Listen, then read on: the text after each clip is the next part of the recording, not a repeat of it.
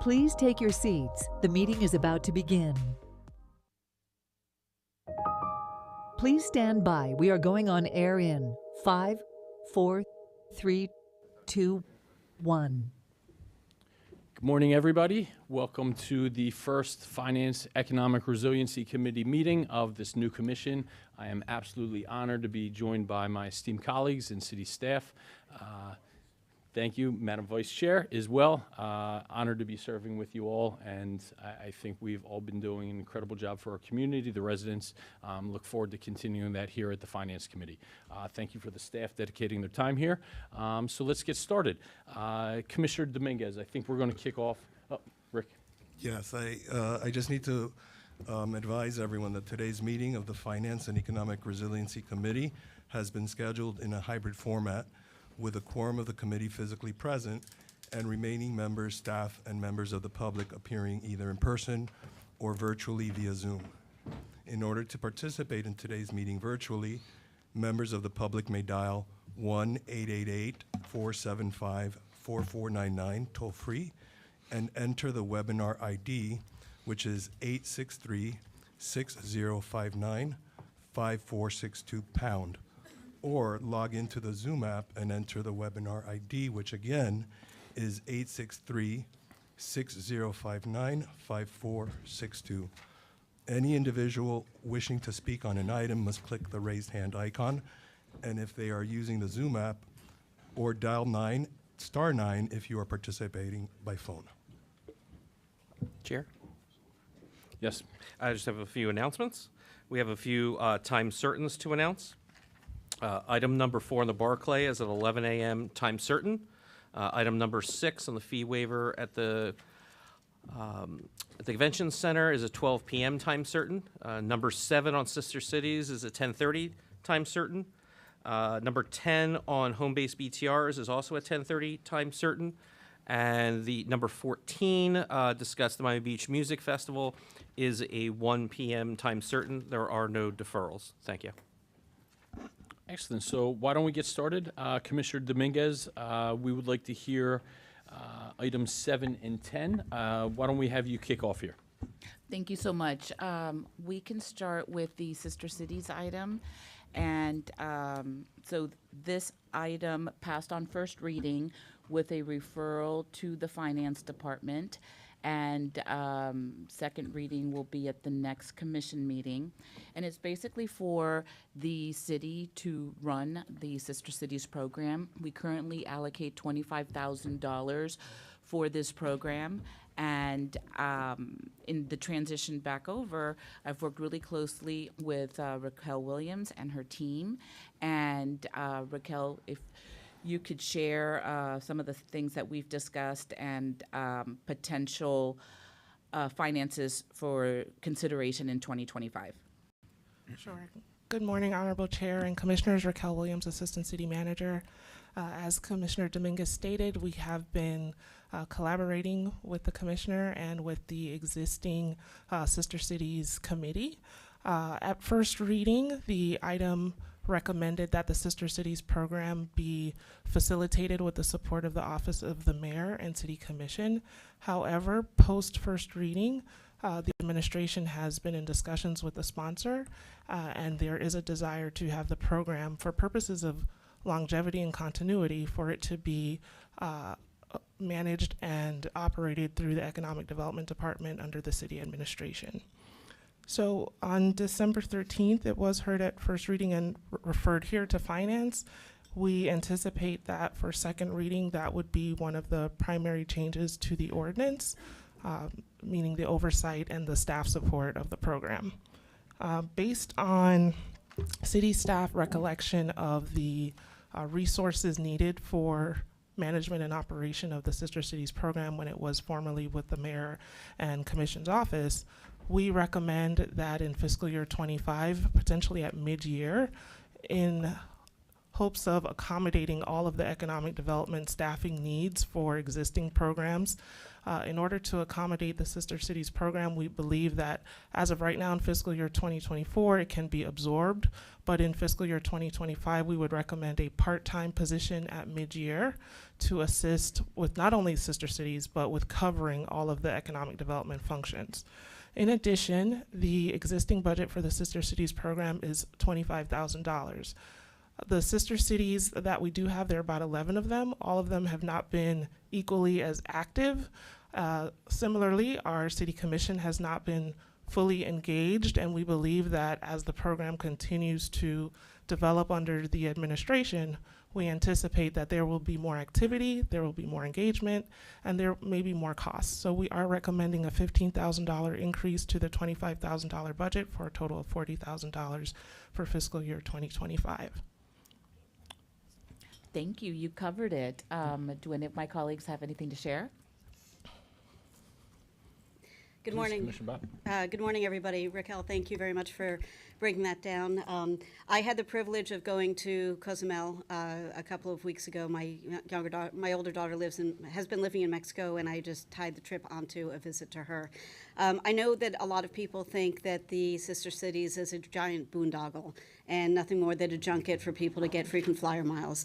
It was established by President Eisenhower after World War II in an effort to build relationships among communities that might have something in common but be separated by half a planet. So it's a pretty lofty aspirational goal. And I will tell you, I think that the program and the what it stands for and the opportunity it presents has been sorely mistreated in the last 10 years.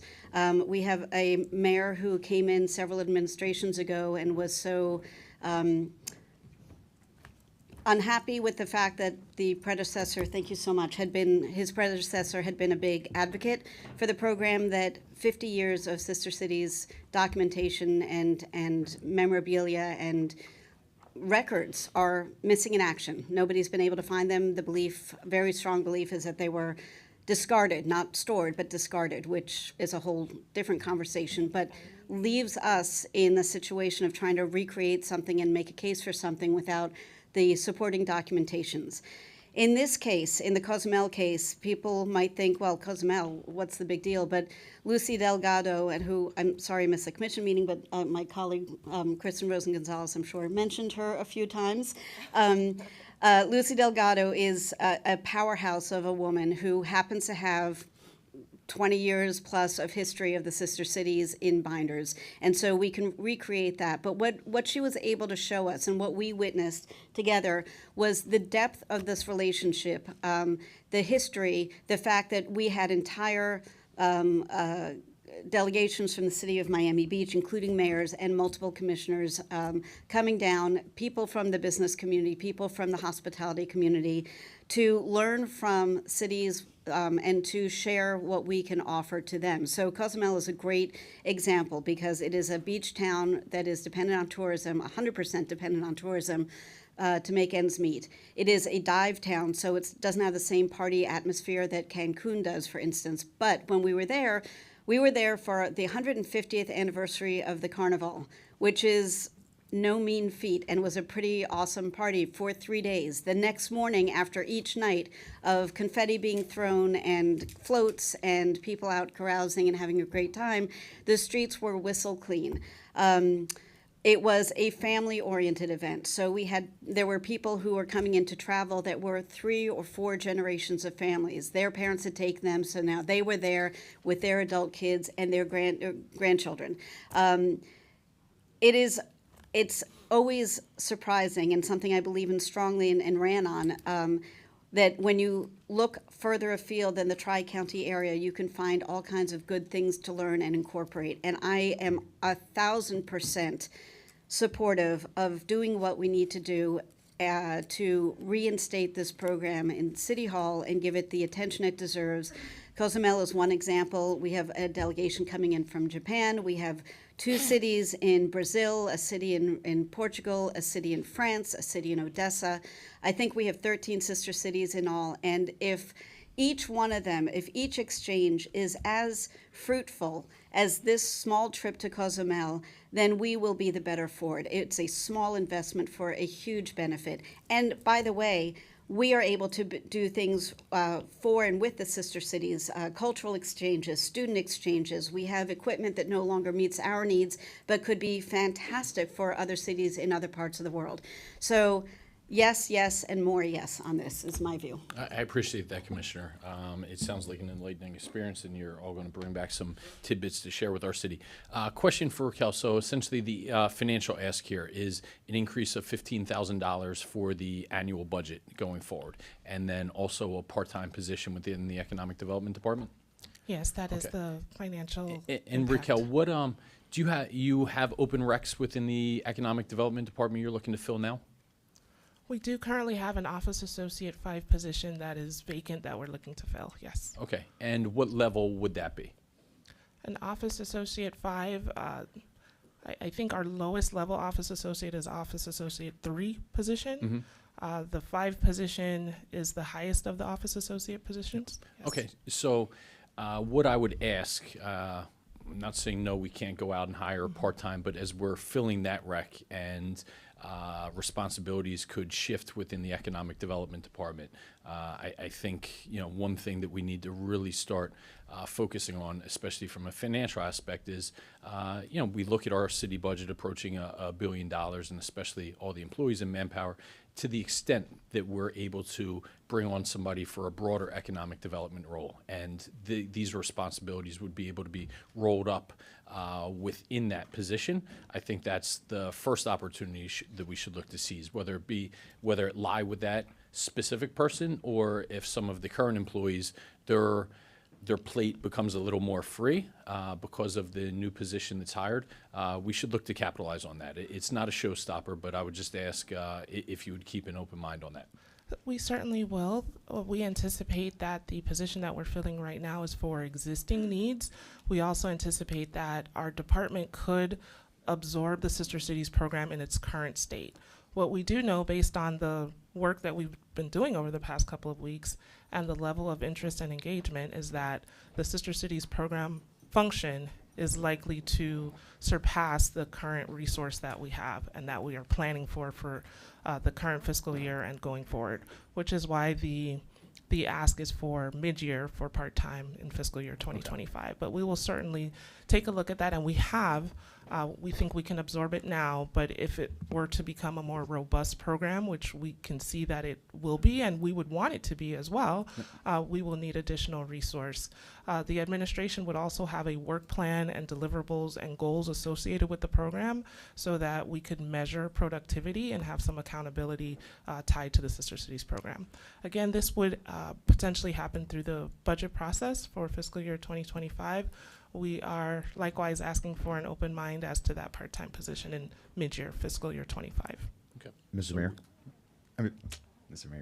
Mr. Chair. Commissioner. Thank you. So I love the idea of Sister Cities. I think it's a wonderful program, having at one point been the liaison to the Sister Cities program when I worked in Mayor Bauer's office. So I absolutely love this program. I commend my colleague for working on bringing it back to City Hall. It is typically and traditionally a function of the governmental entity, not of the Chamber of Commerce. Notwithstanding that, I want to extend appreciation to the Chamber of Commerce for a number of years having taken up this responsibility at the request of the city, and that's something that we have to be grateful of. I have a little bit of pause when I'm told that that we're going to create another position, in part because of this. My aide, in addition to dealing with all the legislation we deal with, and with all the phone calls that we get, and all the text messages from constituents, and all the emails that we get from people, and the workload that we have, she also liaises for 2 committees, not 1, but 2 committees.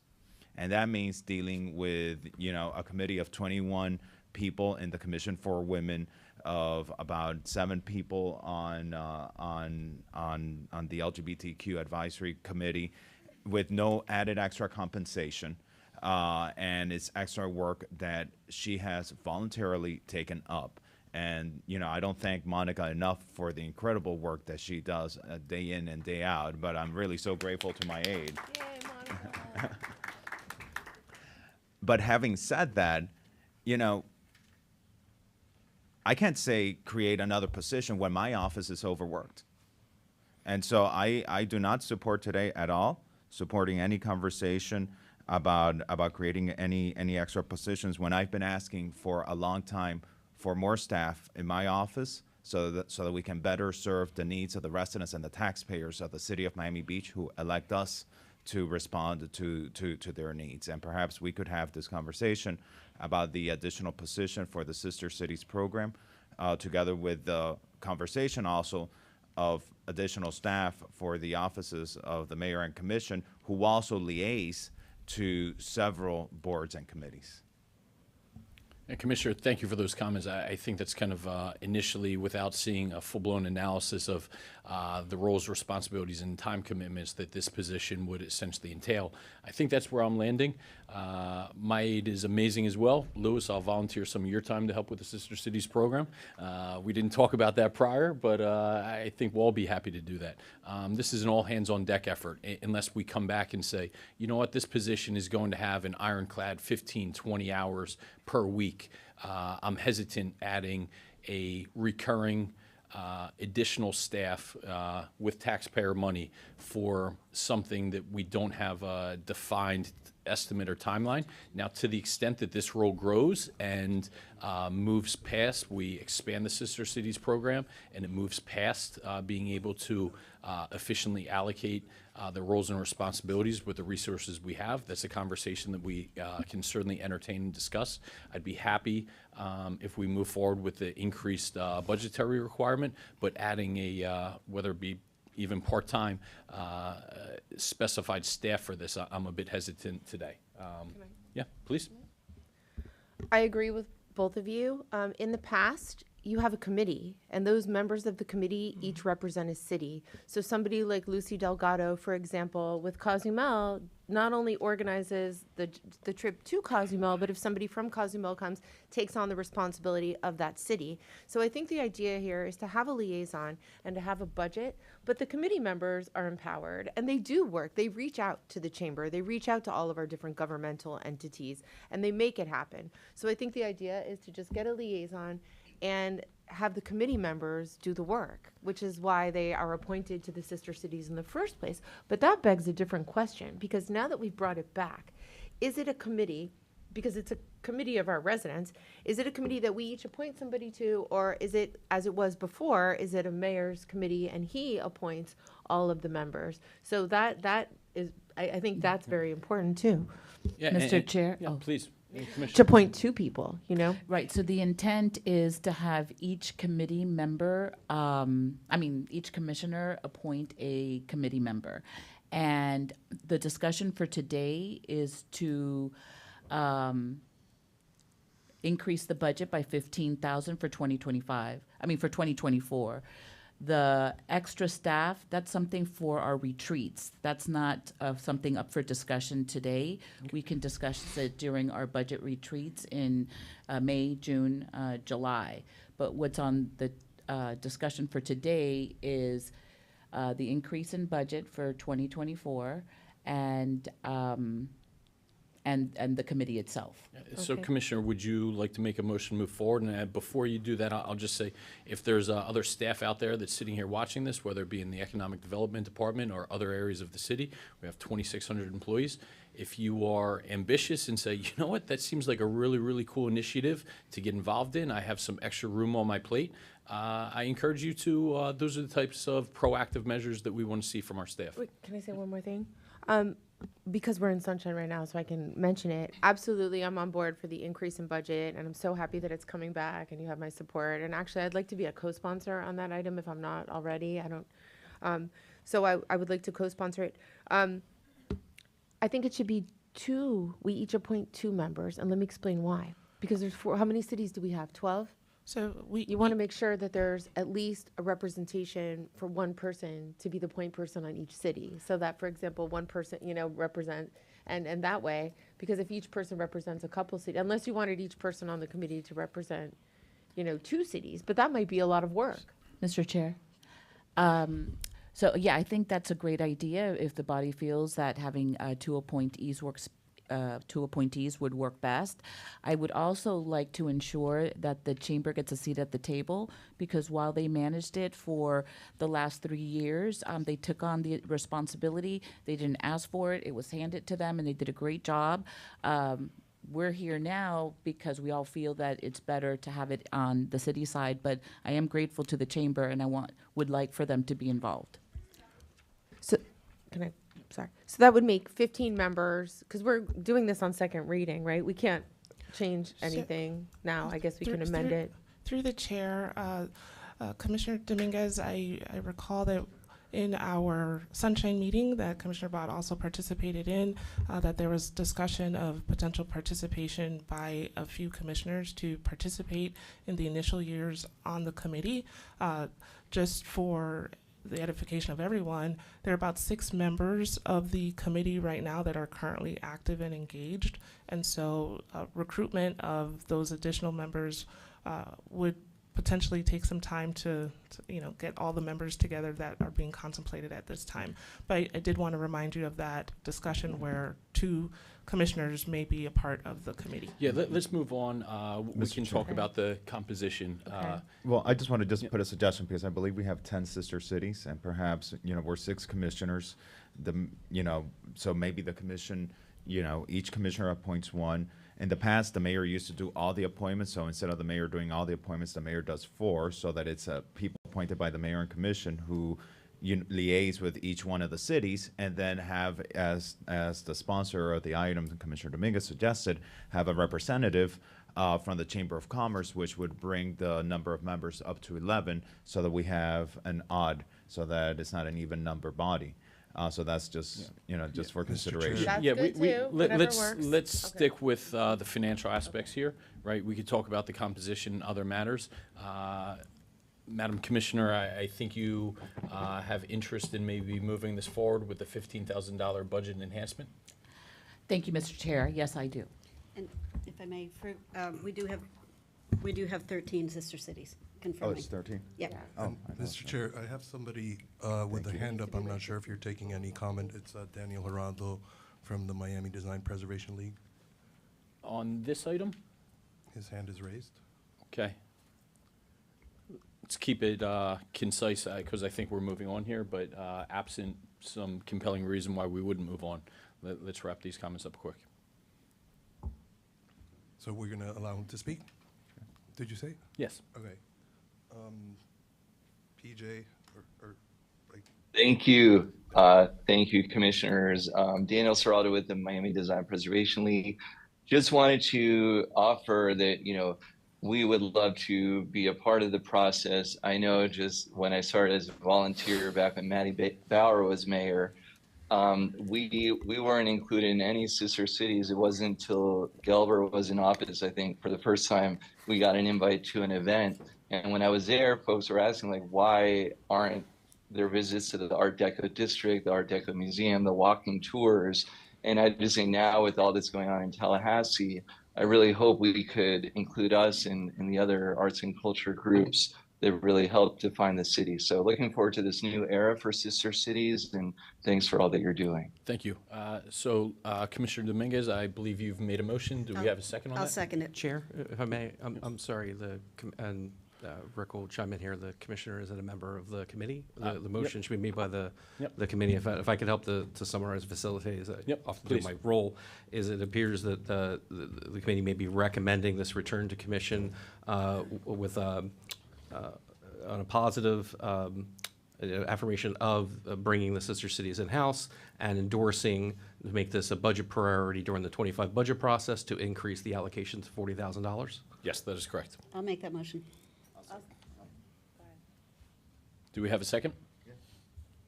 Commissioner Fernandez? Okay, let's call the vote. All in favor? Aye. Aye. Thank you. Thank you. Okay, moving on to item 10. Let's try and get through because we have a 11 a.m. time certain. Commissioner Dominguez, want to tee this up? Yes, in a recent meeting that I had with the Finance Department, Manny Marquez and I were going through BTRs, and I felt that the home-based businesses weren't accurately being reflected, and the BTRs deserved a refresh. The categories are not what in today's modern world reflect. And in subsequent conversations that I've had with many, and we've talked about the BTRs, currently the state has stuff that could eliminate BTRs and all of that altogether. So we may need to move this to a later date, but I'll let Manny explain. Good morning, Mr. Chair, Madam Vice Chair, Commissioners, Administration. This item was referred December 13th, and the initial referral was to review home-based business fees and conduct an informal survey of what other municipalities were charging. We currently have 139 home-based businesses, which generate $53,000 in revenues for our general fund. They supplement the general fund for paying for police, fire, code, other general fund activities. And so we looked at what other municipalities charge. I had two of my team members, Sasha Gonzalez and Esther Guerrero. They did an awesome job reaching out to municipalities. We got back information from the City of Miami, City of Coral Gables, City of Hialeah, Town of Surfside, City of Sunny Isles, City of North Bay Village, and City of Miami Springs.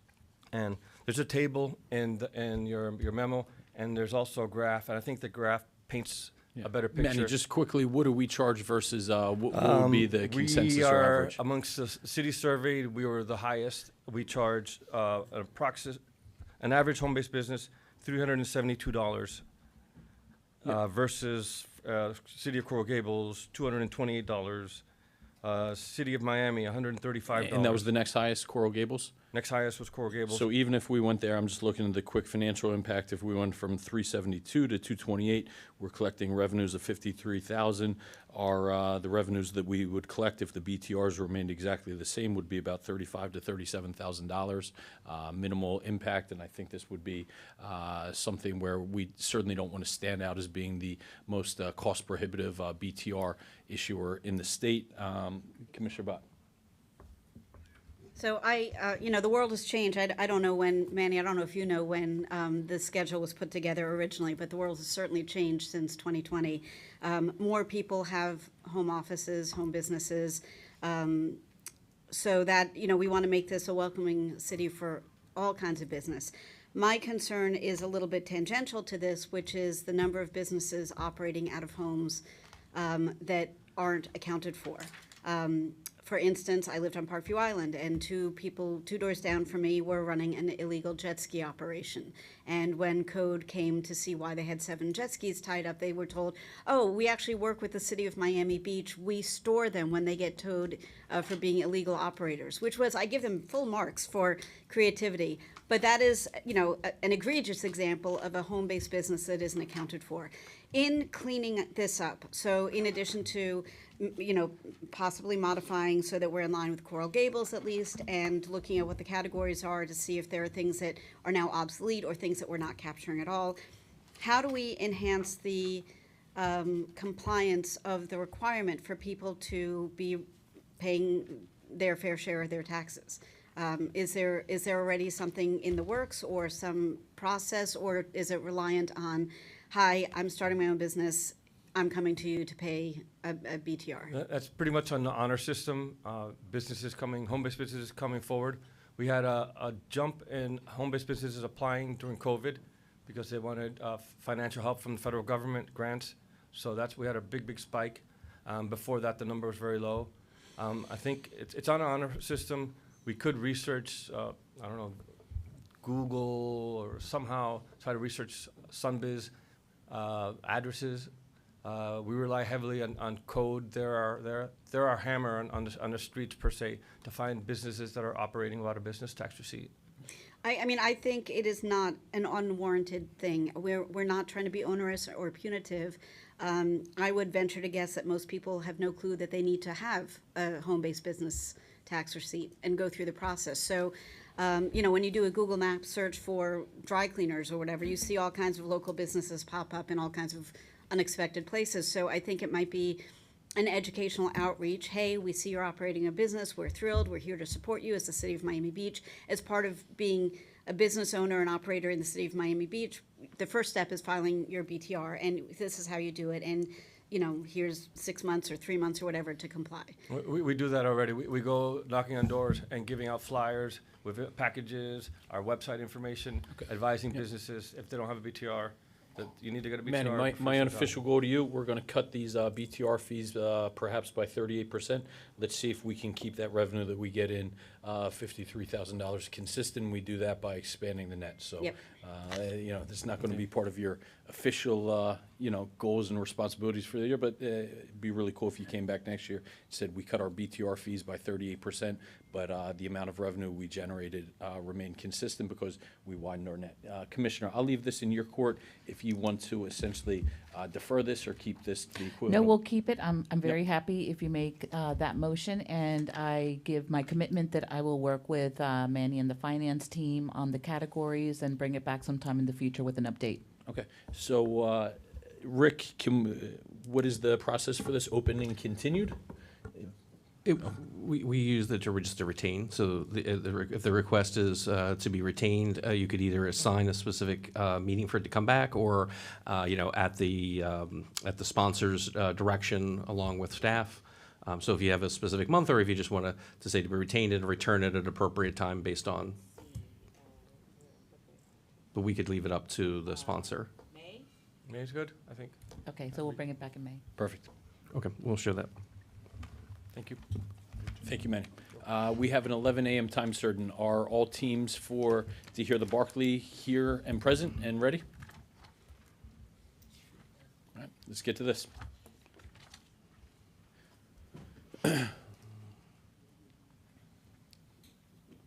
Rick, do you need to tee this up in any way? Okay. Good morning again, Honorable Chair and Commissioners. Raquel Williams, Assistant City Manager. The item before you today reflects not only an update of the current request for proposal process related to the Barkley Plaza Apartments, but also a summary of the property's history. The city has undertaken 3 RFPs in the recent past. We currently have a developer, Legacy, who has come forward and proposed a redevelopment of the site. The commission on September 13, 2023, directed the administration to not only have further discussions with the developer, but also with the housing authority to determine if the property should potentially be conveyed to the housing authority and or redeveloped by Legacy. We have had discussions with Legacy, about 9 to date. We have had fewer with the housing authority. We were notified on January 30th that the housing authority would be potentially working with Legacy toward its redevelopment of the site. We are looking today for policy direction as to the RFP process. We have not officially been directed to negotiate, as the RFP is still under the cone of silence and has not yet been awarded. The Legacy proposal contemplates 71 new residential units, 46 of those units being affordable and workforce housing, 25 units at market rate. The project would also consist of some commercial space on the ground floor, as well as some parking. At a prior commission meeting, there was discussion of a potential opportunity for the city to redevelop the site on its own, and we did explore that in the memorandum before you. We, again, are looking for some policy direction and are awaiting the next step in this process. I appreciate that, Assistant City Manager. Where I'm coming from and following this over the years, what I think from a commission standpoint, we need to really prioritize and say what exactly is our goal with this property here, because I think where we've kind of gone astray is trying to be all things to all people. We are focusing on trying to get the best economic deal return to the city. We are trying to provide the most amount of affordable housing to the city. We are trying to retain a historical building. So I think we need to essentially put our priorities in order. If the priority is to provide the most amount of affordable housing on the site, that's going to dictate the direction we want to give to staff for the RFP. If the priority is to essentially beautify the historic building that's there in place. That is going to give them different direction, and that will dictate the amount of financials that we get back. If our goal is to maximize the revenue that we're getting back from the city, then that is going to essentially push the RFP in a different direction as well. How do we want to proceed here? I know we all have thoughts on this. Commissioner Vice Chair Rosen Gonzalez, do you want to give your kind of latest and greatest of your thoughts on where you stand?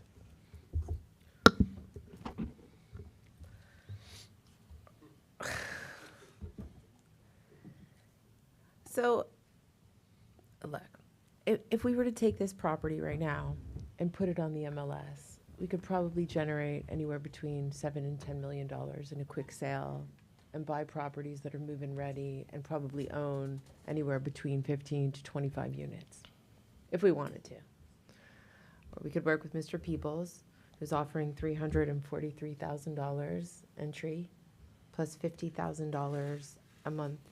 A year. A year rent, which I think is, I don't know what the body wants to do. I worked with the administration. We came up with a way that we could actually keep it and apply for funding and own it. They worked very hard to come up with all sorts of different loans. Raquel worked with Alba and Marcella, and they really took a long time because I challenged them. I said, we need to renovate this. We got an exorbitant number, just like those security cameras the other day that came in at 20 grand a camera. That's how I feel like not just the appraisal came in at a bizarre number, lower than I think it should be, and at the same time the renovation came in at somewhere between 2 or 3 times what the renovation cost would probably be.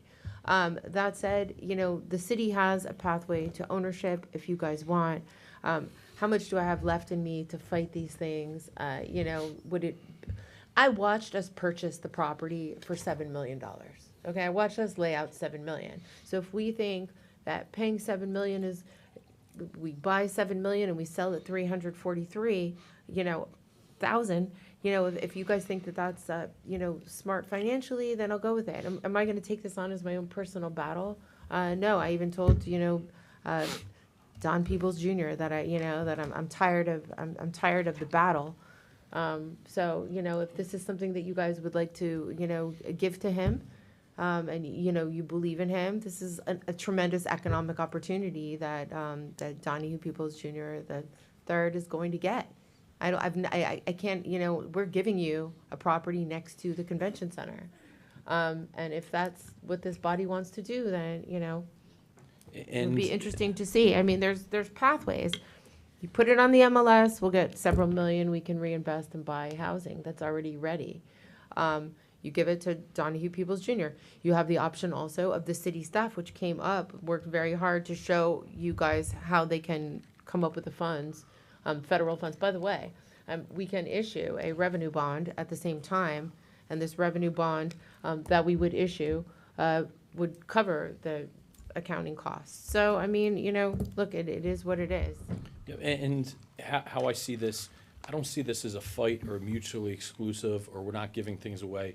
The city is actually retaining the land, so we will always retain this asset. Essentially, what they are going to deliver is a product for very needed workforce, affordable, and in my opinion, market rate housing. At the Neighborhood and Public Safety Committee meeting that we just had earlier this week, I was actually shocked. I wasn't expecting this. I didn't ask for it. Last year, there were 800 police calls to that site. 800 police calls. So from my perspective, my number one priority is activating that site as quickly and efficiently as possible. I'll ask what I believe to be a rhetorical question, but if we're concerned about the rent that we're getting back, that $300,000 and $50,000 per year, Donahue, if we would say, go build all market rate or knock this structure down and build market rate, would that enhance the economics that the city is getting back? Commissioner, first of all, thank you for the opportunity to speak. I'm Donahue Peebles III. I'm the founder and chairman of Legacy Real Estate Development. Without a doubt, the answer is yes. Removing the affordability restrictions would allow us to pay more, and commensurately increasing the affordability restrictions would limit our ability to pay ground rent. Right, simple economics. So that's why I ask this body to consider what is our top priority here. I want to get my colleagues' input. Commissioner Fernandez, if you wanted to share your thoughts. Sure, and thank you, Mr. Chair. And you know, the nuance to details is so important in everything that we do. It's important because it's how sometimes, even though we may have good arguments, unless we are truly nuanced in those details, our arguments lose credibility. And it's sad when good fights are being fought and details are lost. I agree with my colleague. Opening any conversation at $344,000 is an insult to the residents and to the taxpayers that own this property, whether it's for a lease or for a sale. It's not a sale. It's a lease. But still, even when the taxpayers continue to own the property, saying that we're giving up this property for, what is it, Mr. Attorney, 99 years that we would be giving it up for? Correct. 99 years. I mean, we still own the land, and that's great. I mean, it's an asset that we have, and I'm sure it's great for our bonding capacity and all that we still have this very valuable asset. But to say that we're going to go to the table and sit down and enter into negotiations because we got this offer that says that the initial rent is going to be $344,000, and then that annually we're going to get $50,000 annually. I mean, imagine $50,000 annually. That's about $4,000, a little bit more than $4,000 a month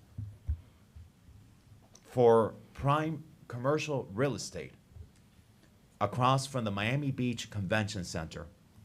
How do I look to the residents of the city of Miami Beach in the eyes and tell them that I can authorize any sort of negotiation with this? I can't. We wouldn't be good fiduciaries of the taxpayers' assets by doing that. And so I think we all share in the common goal that we want to see more workforce and affordable housing, most certainly. But we can't say that this opens the door to any negotiation, not with my vote. And I'm going to turn it over to my colleague, but Raquel, have we done data-driven analysis for exactly what type of housing would be needed in that area? We seem to be centered here on, we need this to be X percent affordable, we need this to be X percent workforce. It feels as if we're throwing around terms just because they sound good. Have we done a data-driven analysis to say, this is actually the true lack in need? Where are the numbers that say, here's the amount of market rate, this is what they're going for, here is the amount of workforce, and that's why we need this project to be workforce? Because essentially where we're coming from is we're getting lower returns back to the city because we are essentially saying, well, we need X percentage of workforce housing. In fact, that is part of the economics that we're getting back to the city, right? Because when we constrain the amount that this developer or any other developer is able to charge, which essentially is what workforce housing is, it limits the amount of money they're able to collect in rent, then that essentially limits the amount of money that we get back to a city. We all get. Yeah, well, I'm saying part of we can't just look at this in dollars and cents about what we're getting back, because one of the things that we're getting back is what we're asking for, and that is the delivery of a workforce and affordable housing project. So to the extent that we say, you know what, maybe market rate is there, then that enhances the returns that we get back as a city. Let me turn it over to some of my other colleagues for their thoughts. So 800 police calls, you said? Do we have a ballpark? I don't know if anybody's here from the police department, but what does that cost the city, roughly? I'm not sure what that cost is. So I understand, you know, there are conflicting concerns here. The fiduciary responsibility for the city, the taxpayers, the numbers look tiny on paper. On the other hand, we have been sitting staring at a derelict, vacant, problematic piece of property across from one of the biggest destinations in our city. It's not a fancy destination, but the convention center has how many hundreds of thousands of people passing through. And one of the things they see is this formerly beautiful building that is boarded up, fenced up, derelict in every possible sense of the word. It's a valid question to do data-driven analysis about what is the right mix of workforce versus affordable versus market rate units in that property. We know we have a use for all of them in our city. I also, with all due respect, can't take seriously these starting numbers, but we haven't sat down to negotiate with the Legacy Corporation, with Donahue, who has a vested interest in making this be a great deal for everybody if you have any hope of doing something like this again in the city. I want it to be clear that we need to separate this organization from other developer organizations that might have had projects before us in years prior that we didn't think so favorably about. This, to me, seems like a good project. The question is, how do we make the numbers work better than they work now on paper prior to negotiating? So is it that we reconfigure the ratio of what gets put into that space? Is it that we turn it over completely to workforce housing? Because the other side of being good fiduciaries to our taxpayers is, do we really want to go out and find money and have to pay debt service on money to do something, to provide something that we could get provided for us at no cost to the city and at some profit to the city? Obviously, more than 50 grand a year would be good. But my point is, we're not developers, we're not builders, and we are going to have to go out to find funding. We're going to have to go find somebody who would be willing to build a project here. We're delaying future positive growth on this site where the entire neighborhood is begging us to do something. And I think all of that has to be taken into account when we discuss our fiduciary responsibilities to our residents, and to future growth, and to people who come here for business and say, wow, I could live in that apartment building right there. Maybe I should rethink about having my business opportunity in Des Moines, and maybe I should think about moving here. So I want us to, I hear you loud and clear, and I respect the concerns that have been voiced so far, but I do want us to factor all of these pieces in, because I think they are equally meritorious of weight. And highest best use isn't always just the dollars and cents. Yeah, and Rick, if I could, before I turn it over to Commissioner Suarez, this is just saying go out and negotiate an RFP, right? When that comes back, we would still have to then approve the dollars and cents and everything that's in the RFP contract? That is correct. If the commission gives a direction that staff should negotiate, staff would negotiate, return to commission with the key deal terms for the commission to approve the deal. May I clarify? I believe that if the Finance Committee were to recommend to the Commission and the Commission would authorize the negotiations, the financial terms of the deal would come back to the Finance Committee prior to presentation to the Commission. Just seeking clarification. I think the direction that you're hearing from us, we would actually maybe like a menu of options, right? Go out with this mix and say this is what return is coming back from the city. Don't spend years on it, but go back and say, if this was 80% market rate and 20% workforce housing, this is what the city would then get back. And then we can sit there and see the numbers in front of us and see which direction we want to move forward with. So by no means is this locking us into any type of number or economics that we're getting back from the city. Commissioner Suarez. Thank you for recognizing me, Mr. Chairman. Hi, Don. I want to echo what Commissioner Bott said. That, we have a building there that's just derelict for, 10, 15 years. And it's sad. It's right in front of our convention center. It's a blight. And I'd like to come up with something today, possibly. I'd like to come up with a deal. I mean, I also agree with Commissioner Fernandez that $300,000 down and then $50,000 a year is like really nothing compared to what that property is worth, in my opinion. Raquel, what did the city pay for this property? So we have utilized RDA funds to the tune of between $5 and $6 million. I think someone mentioned the value of the property. It was appraised at $9 million in 2022. So we paid $5 or $6 million? Can you be specific? We have utilized some RDA funding to acquire the property. And how much exactly was that? One moment.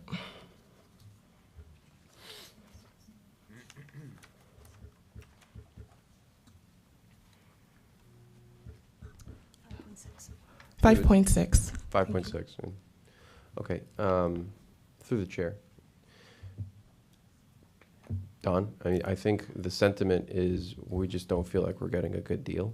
Okay.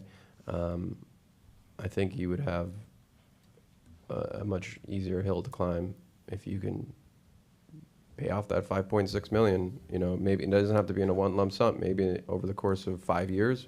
I don't want to see it after 99 years. I mean, you know, everyone we know is not going to be alive. But you know, what is the appetite from Legacy to say, all right, you know, we're gonna pay this, what the city paid off or paid for over a certain period, a very short period of time, and also get our annual rent? Absolutely. First of all, it's a great question, and there certainly is appetite there. If the directive from the Finance Committee and from the elected officials is to go back and get to a $5.6 million number. Well, let's just talk about it now. That's incredible. I mean, that's doable. Yeah, you've got. We would need to. 6 commissioners here. Through the chair, I would respectfully ask that if the recommendation is to award and negotiate, that the city commission have the opportunity to direct the administration to conduct those negotiations in a proper manner with professional staff, such that it's not a negotiation process at a committee meeting. Point of information. Once you're done, David. Yeah, sure. Well, look, no offense, Raquel, but I guess the city's negotiation landed us where we are, where we're thinking that this is a ridiculous offer. So, pardon me, I don't have faith in this particular project for negotiation. I mean, I just asked a simple question: if he's okay with paying off the 5.6 million, and he said yeah. And so, I mean, you know, Ricardo, are we allowed to? Well, I want to make one thing clear. The city has not yet negotiated. So what's on the table now is the offer that has been made. The city has made suggestions. You know, you might want to consider this or that, but the city has not engaged in negotiations at this time. So where I'm getting at, Don, is I think we all want this property to be developed, right? And we certainly want there to be workforce housing and affordable housing for, especially right in front of the convention center and in Collins Park. And look, you took the time to bid on it. No one else came back, and you know, I don't feel comfortable making you jump through more hoops. But at the same time, I think we can make a better deal where it makes sense for everyone and assuage, you know, some of my colleagues' concern that we're not getting the best deal for the property. So, I mean, again, what is your appetite on that? First of all, I can say unequivocally that a $5.6 million upfront payment for the 99-year ground lease is possible, provided that we are able to maximize density on the site and reduce the affordable requirement to 20%. Show us as one of the options what that looks like. Yeah. So we're not locking in, but we're saying if maximum economic return is what we're looking for, show us what that project looks like. And Mr. Chair, I was on the queue to speak. Please. And so going along with the point made by my colleague, you know, I think what we're talking about here is what is the starting point for negotiation, which is what my colleague, Commissioner Suarez, is saying. And from there, the administration is going to take it from there, because I know for me, as a starting point, that would be a much better position for a starting point. Also for me, a much better position for a starting point, in addition to what Commissioner Suarez mentioned, is, you know, similar to what a respondent did over at Pier Park, a public safety enhancement for that area that we see such an increased amount of crime, such an increased amount of vagrancy, of public safety issues, that even children are exposed to things they shouldn't be exposed to at Collins Park. It would be great to see as a starting point in the negotiation as well, you know, maybe a police substation in there, or the funding of a police position, so that we can help address some of the challenges that this property will face itself once it's once it's developed. And that's something I would want to put out there. And now, something that was important to me back when we approved this RFP, the issuance of this RFP in 2022, was, for me, what was always very important is that it not just be housing, but it be good economics for the city. I will not agree to a 99-year lease that at its face initiates with an initial payment of $344,000. You can't even buy a condominium in Miami Beach for $344,000. You can't rent anything in Miami Beach for $4,000 monthly either. So that's why in the language of the RFP, we included not limited to residential apartments, but also other appropriate zoning. And we said, listen, if you want to have a tech hub there, if you want to have office space there, if you want to have other uses, and I think the one thing that we said was non-transient uses. That was the one thing that we said. We don't want to see short-term rental there. We don't want to see more hotel there. We want to see non-transient uses there. And perhaps one of the things you may want to look at is, I believe you can still amend what you sent to the city, is maybe you have some sort of other component there, a tech hub, an office use that helps improve the numbers back to the taxpayers who own this property. And so I just wanted to put that on the record, because that was important when we were crafting this language. Yeah. Commissioner Bob. So, I love that we are all really engaged and hands-on commissioners, for better and for worse in some cases, but I think that it offers very robust conversation. But with all due respect to the process, and I have also felt frustrations at things that have been negotiated over the years, but I think there's a very clear direction that we want this to happen. And let me go back. I've been frustrated by negotiations over the years, understanding that it's a tremendous amount of work with a lot of competing forces. So I don't want to undercut anybody who's doing, what they've been directed to do. Be that as may, that's in the past. Going forward on this project, there is a distinct, strong need, not just desire, but to do something, need to do something with this project. I don't think horse trading in this venue at this time is the appropriate way to do it. I think you've heard enough, I would imagine, about what the parameters will be, what we're looking for, that there is flexibility. Nobody has even started the negotiations. I don't know if it's appropriate or if it's ever done where commissioners can be a part of the negotiations or, get briefed along the way so that it's not, here it is, this is the done deal that's negotiated. I don't know. But I do know that sitting here horse trading is not the way to do it. So I would respectfully, when everybody's said their piece, respectfully make a motion to let the city start the process so that you can come back to us with a palette, a menu of options. If we develop this project, this is what it will return to us. If we develop this project, you will get this amount of housing but less in dollars. So if we develop this, we're going to need more height. I don't know. We don't want to make it into a monstrosity. We want to keep it in scale. We want to definitely preserve and highlight the gorgeous building that is sitting there neglected. So come back to us. Come back to us with a few options that you heard loud and clear what people are looking for. You're good at this. Show us how good you can be. Commissioner Gonzalez, Rosalyn Gonzalez. I believe there was someone on Zoom, and then I'd like to hear what the public has to say, and then I'd like to weigh in also. Wayne Roberts is on Zoom. Wayne, good morning. Happy Friday. Hey, happy Friday to you as well, sir. I love the interaction between you guys. It's so much fun, much better than this new world that we live in with this commission. And I know we missed Tanya yesterday. I hope she's, whatever was making her absent in a family emergency turned out well.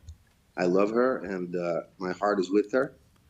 I just want to make some points, because this is a new administration, this is a new commission, that things got out of hand for the last 10 years. And what got out of hand was all these crazy horse deals.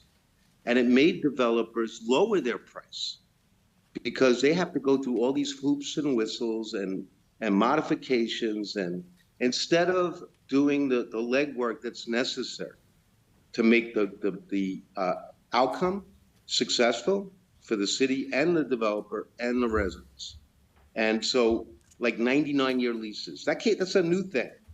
We either sell a property, we don't sell a property, right? Like, and we do the work where we don't get false narrative evaluations of the property, 9 million, 5.8. I don't know what the property is really worth, but the prior deals, the evaluations that we got were off 50%, and we knew it.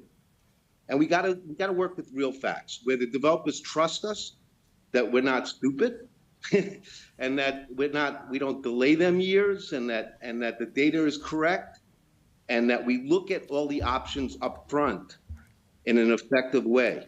One option would be for the city to maintain that property and build it out with federal and state funding. I haven't seen a report on what that would look like. Neither has this commission. I haven't seen and we shouldn't be offering a 99 years lease. We should say, and by the way, that 99-year lease only has like 25 or 30 years where they're required to have reduced rents. After that, they can build higher and redevelop it and build just market rate for the rest of the years. So we got to get rid of the fallacies. We got to get rid of the stupidity of these mantras that are propaganda. It's not real. And we need to do the legwork. The administration needs to do the legwork effectively. What does it cost if the city did it in real dollars after funding by the state and feds and counties? What is their cost? Is it anything? If we make whatever their rates are, 20%, 40%, 50% low income housing and the rest market rates, what is our cost? And if we want to own it, we want to be in that business. If we don't want to be in that business, make it simple so we don't get one developer making an offer. That we get 5 because it's simplified. That it's real, and we don't play games anymore. Thank you. And all I hear is games. Yeah, thank you for that, Wayne. Commissioner Rosen-Gonzalez. Here's what I would say. We want to get the most that we possibly can from this property, right? In terms of housing, what we can do, preservation. It's already designated, right? So whoever buys it has to renovate it. I would do my suggestion would be a dual track. Let's put it on the MLS for 90 days at $15 million and see what happens. Let's get an appraisal. Let's put it on the MLS at its real value. And at the same time, let's negotiate with Legacy. And then at the end of, 60 days, we put it on the MLS 60 days. What's the current appraised value that we have? Because I don't even trust our appraisal. I'd like to get a new appraisal. 9.1 as of December 2022. Right, let's put it on the market for $10 million.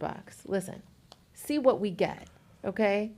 Put it on the MLS for $10 million, and also negotiate with Don Jr. And whatever comes back, if we get an offer, okay, we'll come back in 30 days. Maybe we get an offer for $8 million. By the way, we can buy 8 small buildings, okay, for $8 million across North Beach, and probably end up with 16 to 20 units that we own.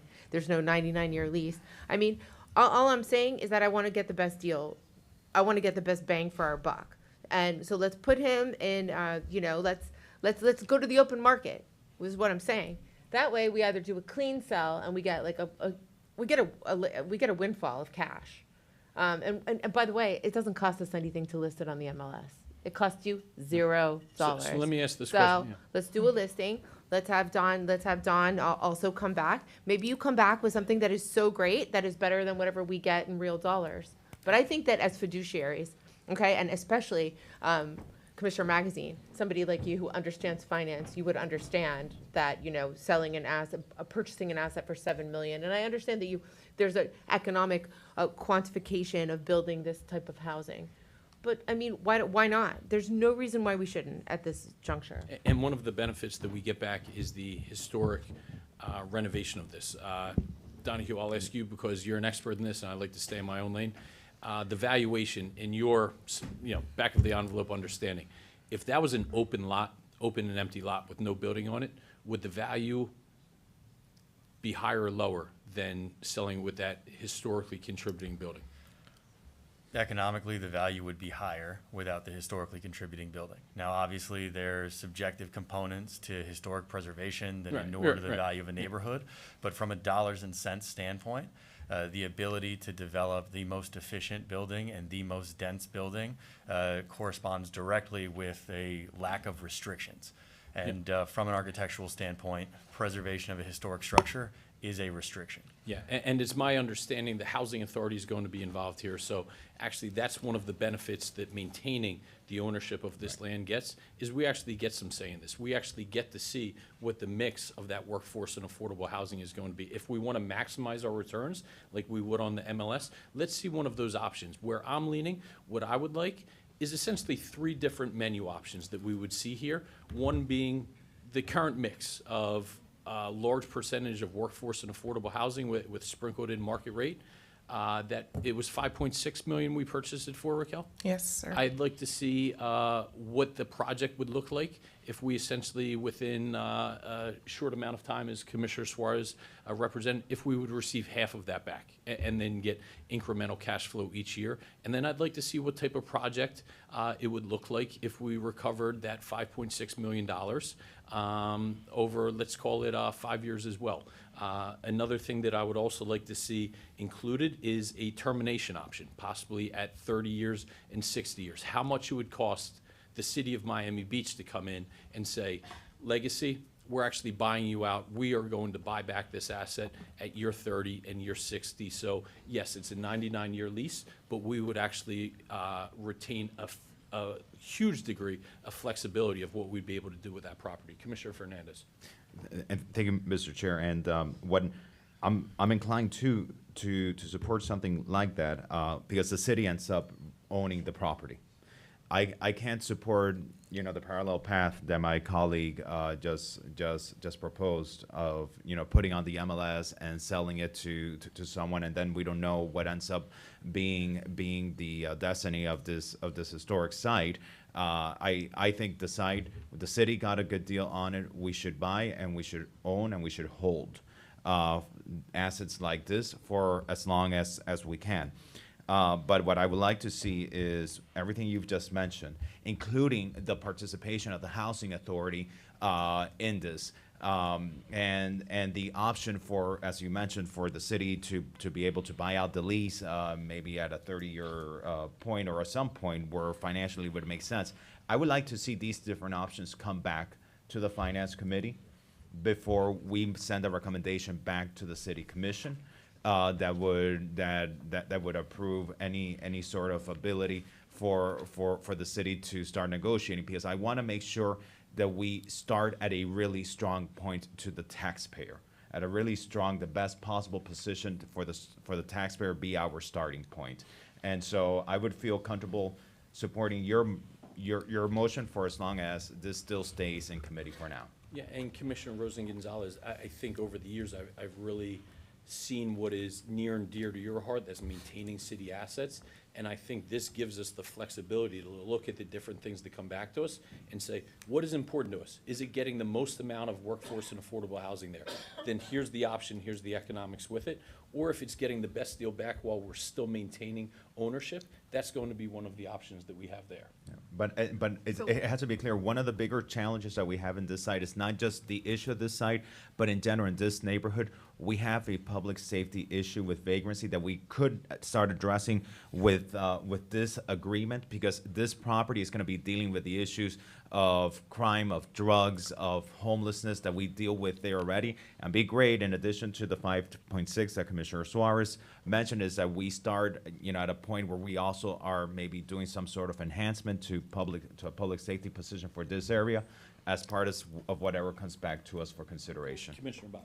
Yeah, so to your point, it is a troubled corner of our little paradise, but the sooner we get this inhabited, and whether by residents or businesses or both, the sooner that starts to go away. To have this big, glossy, newly refurbished, beautiful historic property with people going in and out, with kids going to school, people bring their groceries and walking their dogs, and businesses on the ground floor, whatever the vision ends up being, is going to go a long way above and beyond any additional proffering of supporting police or a substation or any of that stuff. So the sooner this happens, the better. And Commissioner Rosen Gonzalez, you and I have been fighting a lot of the same battles for a long time, as I was a baby activist when I first met you. So I hear you loud and clear. And believe me, my ears perked up when you said, we could buy 8 buildings in North Beach. Yeah. I'm like, wait a minute, let's change that conversation.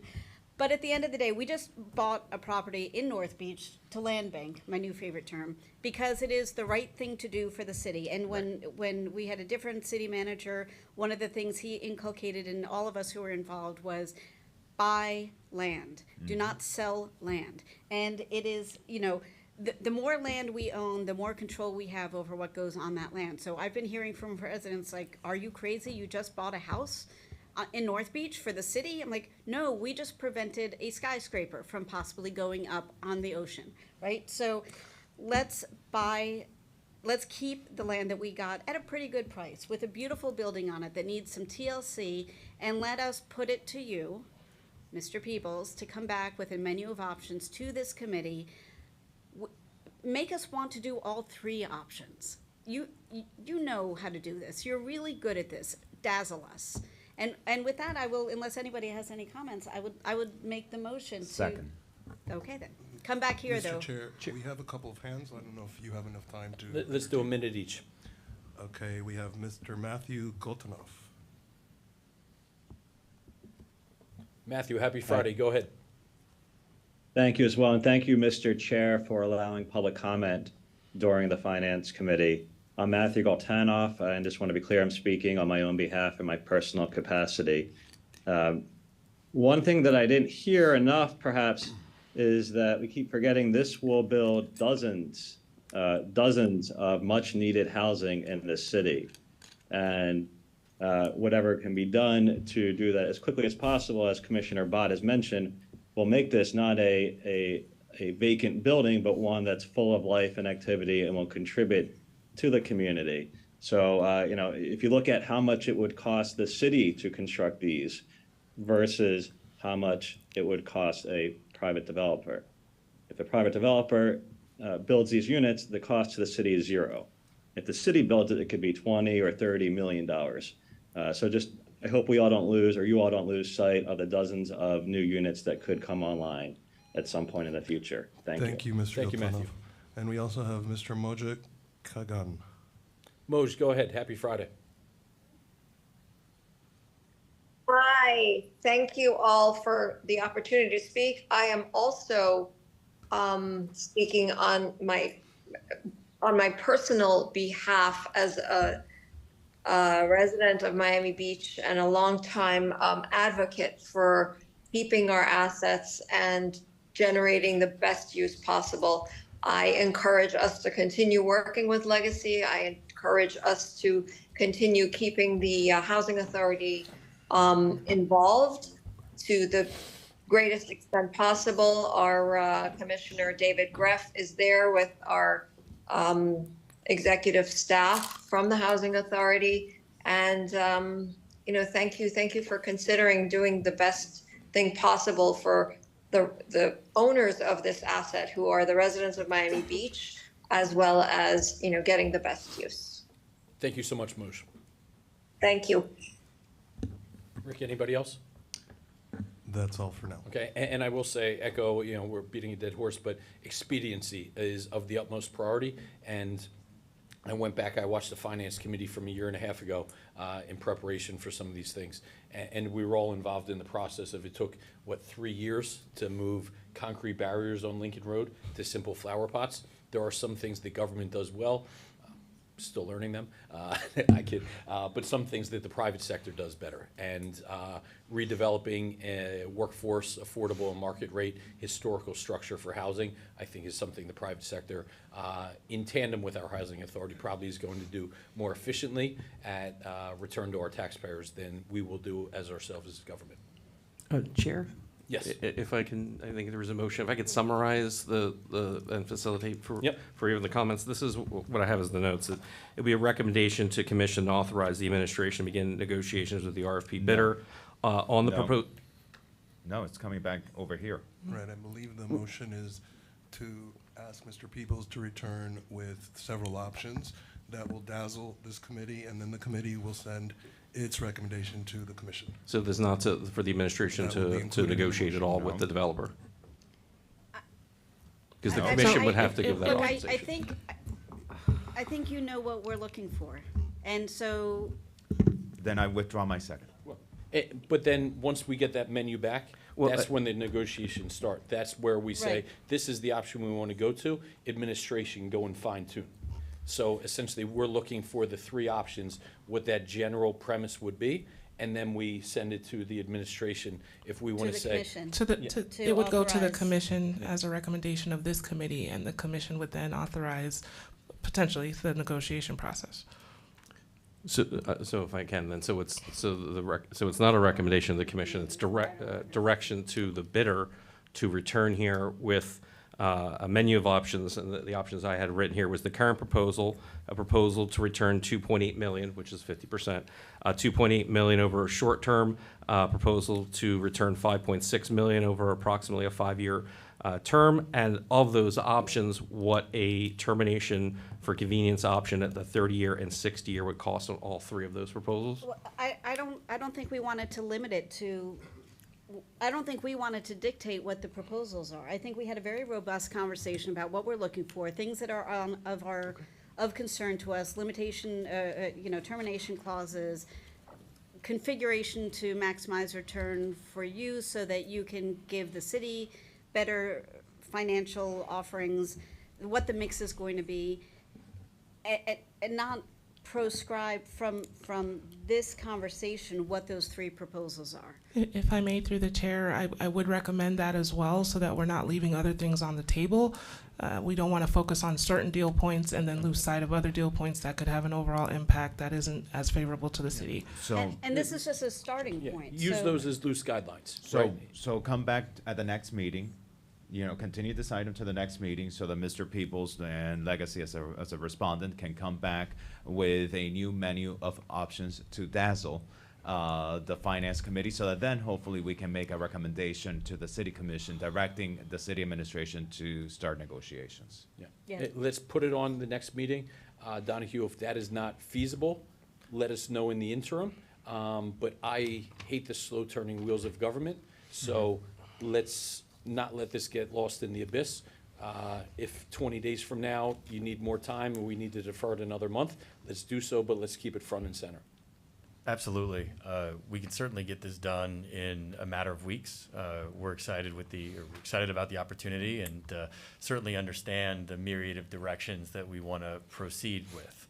I think from my perspective, and I'd like to make sure that I'm clear, we're to engage with city staff not in a negotiation capacity, but instead in an effort to further refine our initial proposal, to come back to the city commission or the finance committee in order to then be authorized to negotiate again with city staff?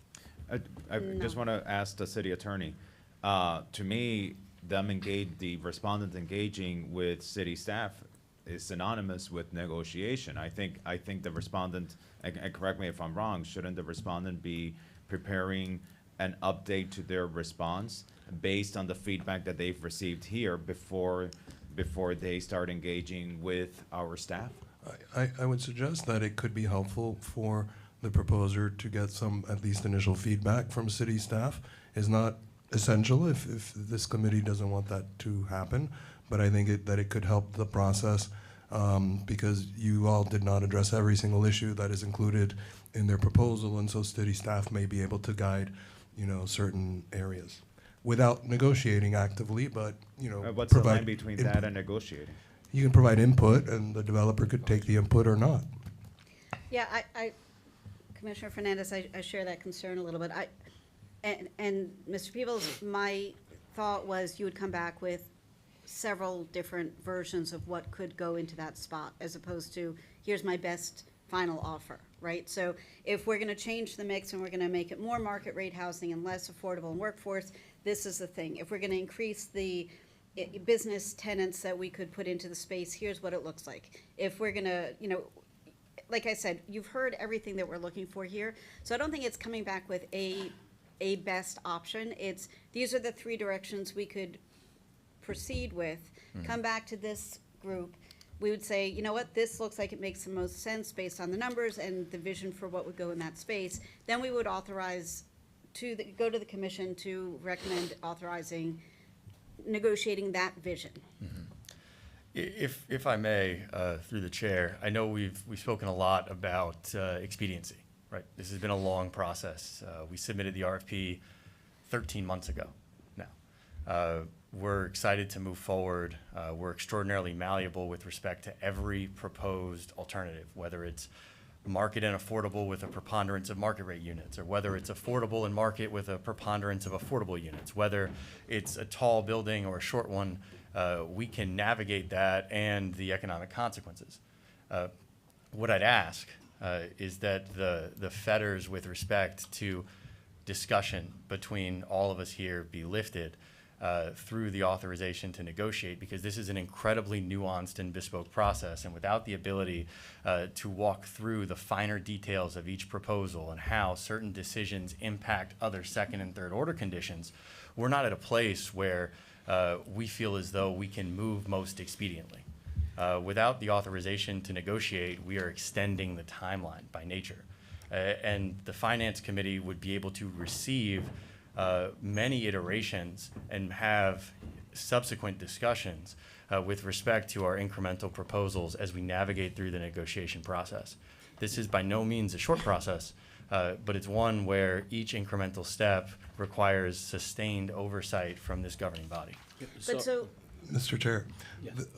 just to be clear, the commission would need to authorize negotiations and thereby lift the cone of silence, which I think is what Mr. Peebles is alluding to.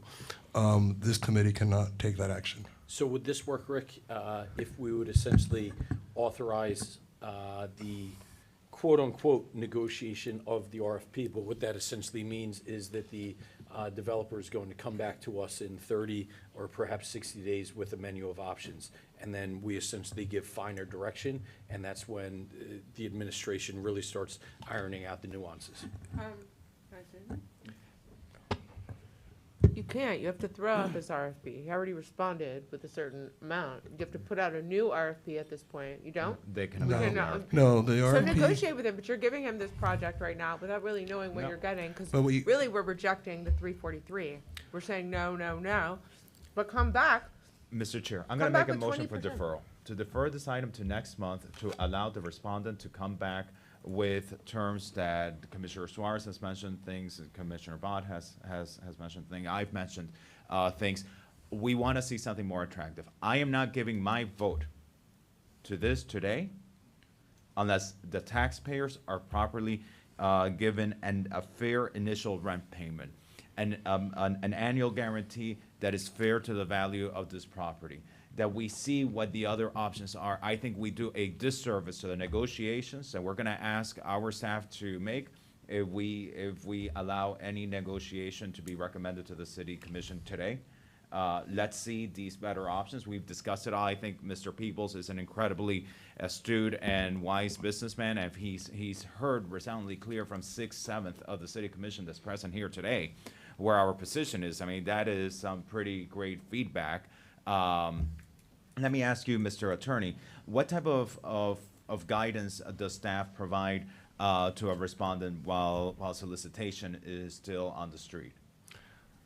What we've done, because I participated in those discussions, is we've reviewed their proposals with them. We've asked questions where there are inconsistencies, perhaps on square footages, like, caught errors on occasion, made suggestions, but Any we could certainly. discussion, I would limit it to something like that, very limited to something like that, to the same type of discussion that would occur while a solicitation is still on the street and they're preparing the response, because that's in essence what this is. They're just updating their response. Anything other than that, I wouldn't support. Ms. Williams, I don't know if you wanted to make a comment. It looks like you have some thoughts. Well, Through the chair. I think that we're taking the feedback that we're hearing as well from the dais, and we understand the direction to the developer.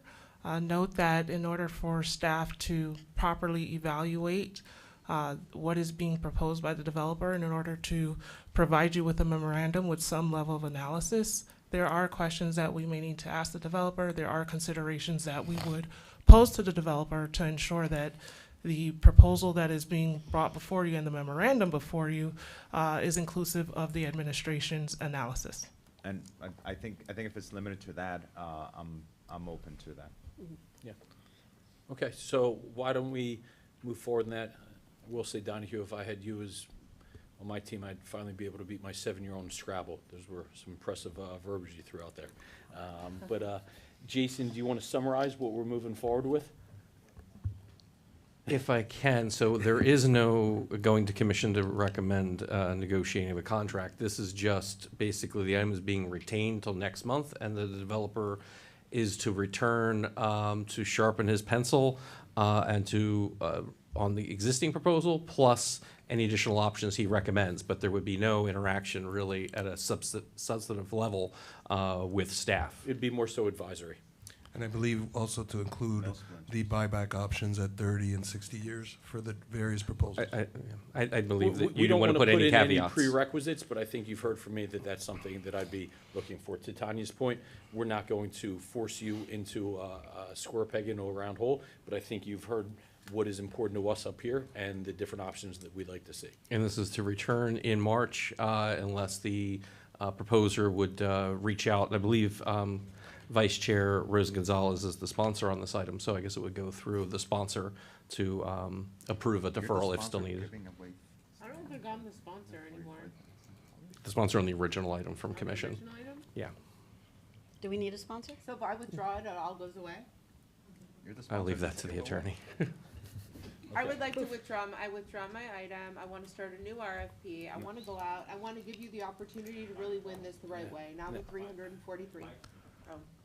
I would like to withdraw my item then. I would like the whole thing to go away. I would like to do a new RFP. And with this new RFP that we put out, oh, here he is to tell me no. I knew it. Let's hear it. I will just say, we just heard last week, we got 800 calls from the police for this area. We need to move forward. Okay, but this is my item, Commissioner Magazine, and I am getting rid of my item. I'm withdrawing it. You guys can go ahead and move forward with Donahue Peoples Jr. in a different way for a different RFP. Come back and redo it again. It's over. You come back. No. Come back with something better. I believe that if another member wishes to make a I'd like motion. to co-sponsor. It would be a switch We with would need a sponsor. motion by another member other than yourself to proceed along the lines previously discussed. I'll second You're it. not on the committee. I'll make the motion to switch the sponsorship of the item to Chair Magazine. That's fine. Wait, Is that that's kosher? You made the motion. To switch the sponsorship of the item to the chair. I think If I may, I think it just the item would become an orphan and could be picked up by anyone. It's not an orphan, and from the way that I understood this, we either have to accept or reject this RFP and then send it out all over again. That was the direction that we were told. You either have to accept the RFP or reject the RFP. What is on the table right now is not acceptable to Commissioner Fernandez. It is not acceptable to me. And if we had to take a vote right now at this very moment, if you have to vote on the 343,000. You either have to accept that or you have to reject that. Point of order. I made a motion for I deferral wait. to next month, and that takes Okay, so just that takes defer it to procedural next, it's not my precedence item over anything anymore. else. Hold on, But point of order. you either have to reject or accept. May I offer some? That's how it goes. May I offer some clarification? There's essentially a dual referral on this item. So, item C4E from the September 13, 2023 meeting of the City Commission was from or sponsored by Commissioner Rosa Gonzalez. The administration put an item on the agenda for September 13, 2023 that discussed this RFP. Now, in the discussion, the commission referred to finance the update on the RFP and asking the administration to have additional discussions. The item was heard at the same time as Commissioner Rosen Gonzalez's item referring this to finance. So there are two items that came before the commission that were referred here to the finance committee. One sponsored by Commissioner Rosen Gonzalez, the other was presented by the administration, and the commission voted to send it here. I have a question through the chair. Yes. Okay, so Commissioner Rosen Gonzalez sponsored item C4E at the September 2023 City Commission meeting about doing a conveyance to the Miami Beach Housing Authority for this property.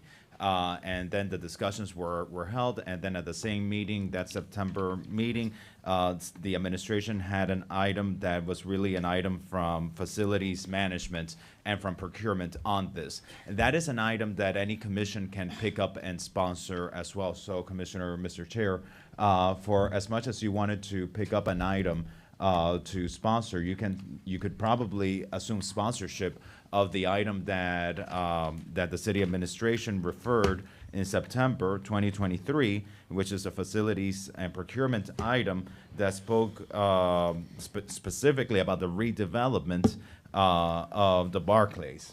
And both of those referrals are attached to the agenda item before you. Yeah, okay. But what is before us today, you either have to, isn't it true?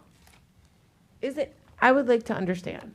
We are supposed to vote on the proposal that we were given. This was what we got in negotiation. We went from 300 to 343. Well, yes, they did. No. They spent this past 60 days We have negotiating. not, the city has not been authorized to enter into negotiations with the Legacy Right. Corporation, Real estate development. real estate development. So this is not the offer we are accepting. What is being asked of us is, do we want to recommend to the commission to start negotiations with this developer?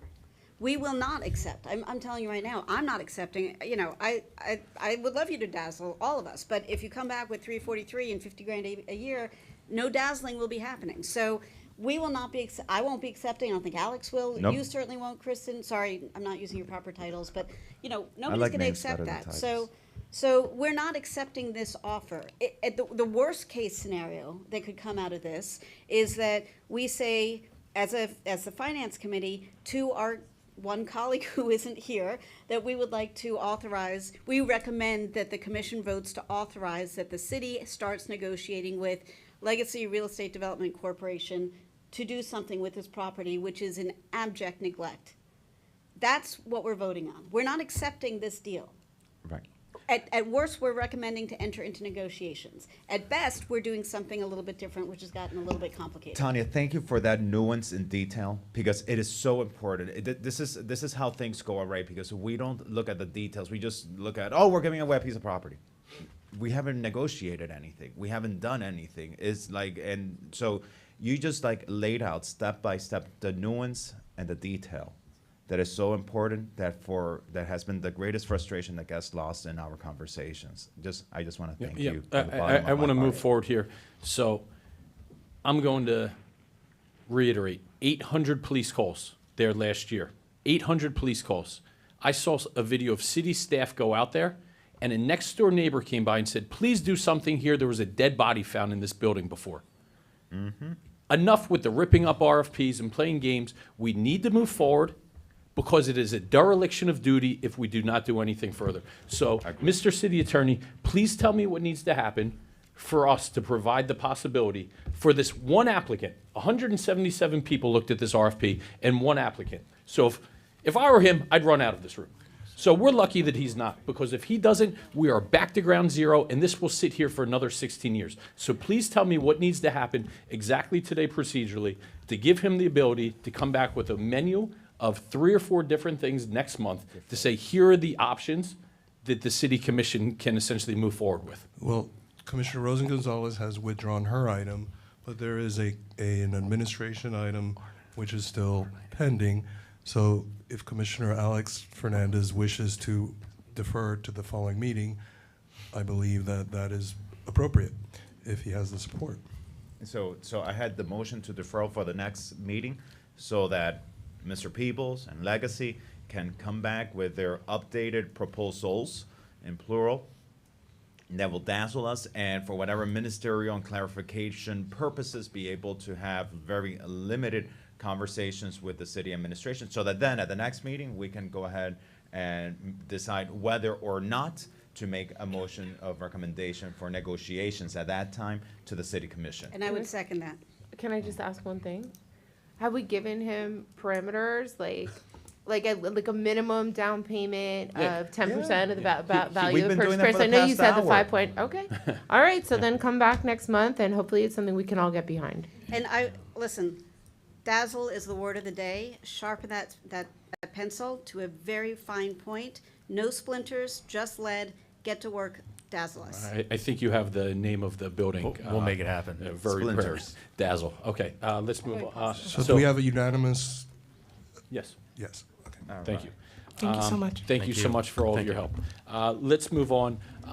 Ms. Perez, we made a monumental decision at the last city commission meeting. I'm trying to find it here, what number that is, but let's hear the Altos Del Mar Park. Number 15, Chair. 15, yes. Oh. Yes, let's hear item number 15. Mr. Larkin, Ms. Perez? Actually, I'm not sure if they have any, okay, just here as spectators. Mr. CFO or Mr. City Attorney, if you wanted to tee this up, but I think essentially we made a monumental decision that we wanted to expand our land banking. Thanks to my colleague Commissioner Bott, expand Altos Del Mar Park. It's something that my colleague Commissioner Rosen Gonzalez had been adamantly fighting for, to not only maintain but grow our city park land. And at the last commission meeting, we essentially made the recommendation to purchase Ms. Perez's property for $6.5 million. It's my understanding now that we're going to talk about and determine where that source of funding is going to come from.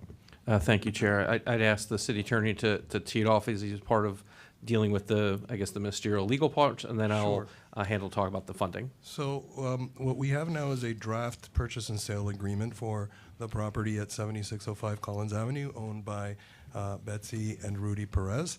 The purchase price is $6.5 million. We've received a draft HUD, which shows a total estimated closing cost of about another $20,000 to $23,000. We can also anticipate spending several hundred up to $1,000 on an inspection and about $1,000 or less on a survey. Today, this committee needs to recommend to the commission to proceed if that's what this committee wishes to do. And our CFO is going to provide you all some options as to the funding sources for this possible purchase. I did want to actually make a clarification that it's, there is a park there, that the purchase may or may not be determined to be park land, but it would continue, at least for the time being. Got it. So, Mr. CFO, do we actually have to determine the source of funding today, or can we essentially expedite this and just give you the green light to move forward? We would need to determine the source of funding, and what would happen is this would go back to commission as a resolution to authorize the purchase with said funding source with an associated capital budget amendment, so we could appropriate. I understand this is a legislative policy decision. What would be your recommendation? Sure. Let me walk you through, and I've listed in the item a few different potential funding sources. We reviewed that. Just one note before we get started to note that this acquisition is not currently in the city's 5-year, $1.1 billion capital program. So it did present a little bit of a challenge to the administration. So let me walk you through some of the potential funding sources. The first one would be what we call the PAYGO Capital Fund. Back in November, as we closed out our fiscal year 2023, the commission approved to roll approximately $8 million of general fund surplus into that fund. So there is the funds available in that. But to note, the PAYGO Fund, which is the primary source of funding for the city's capital programs that are not related to, like, say, an enterprise fund or such, only generates about $4 million a year. And we had... Geez, I think we've all talked about this in our briefings, not to cut you off. Okay. Do you have a recommendation of where this should come from? Very quick. So general fund reserves an option, parking fund we spoke about, but and then building fund. Do you have a recommendation of those four? where this should come from? I think in speaking to several members of the committee, there seemed to be a happy medium related to the option of the building fund. The building fund does Yeah, currently is have there, if I could, is there anybody that would adamantly disagree with that? I completely agree with it. Colleagues? I just want to have the opportunity to explain for a quick second why I think it's really important to do it that way, not any of the other ways, which are doable, some are easier or not as easy. But I think the building fund gives us a unique opportunity to create out of the existing structure or some renovation thereof, a hub in North Beach, which is under a lot of pressure from developers with a lot of residents needing a lot of assistance to have an outpost of City Hall there, so that if you have a building permitting issue, a code issue, we have resources in the neighborhood where it is going to be effectuated. We have a situation where it takes 45 minutes on an average day to get from North Beach to City Hall. We have people who are greatly affected by these issues of building and permits and code and all these things that don't even know really where City Hall is, because they're just starting this out on the first for the first time. We have a CRA office up there. We currently already have a small building and permits department outpost in North Beach for which we are paying rent. So this centralizes a little hub in a beautiful park setting, so that we're protecting the space, we're making it more, our city offerings more accessible to the residents and the businesses who need a little more TLC to catch up with the rest of the city. Amazing. And I think Would it's. you, very supportive, very succinct, and I couldn't agree more. Do you want to make a motion? I make that motion. Second. All in favor? Aye. Aye. Aye. Aye. Thank you. I love Perfect. Tanya. Great. Okay, in order, I think we were going to hear item 9, and then we have time certain for number 6, and then we will piggyback that with additional education talk 5. So just for those looking at home, let's hear item 9, and then we'll go 6 and 5, unless any of my colleagues had anything immediately pressing they were looking to here. Yeah.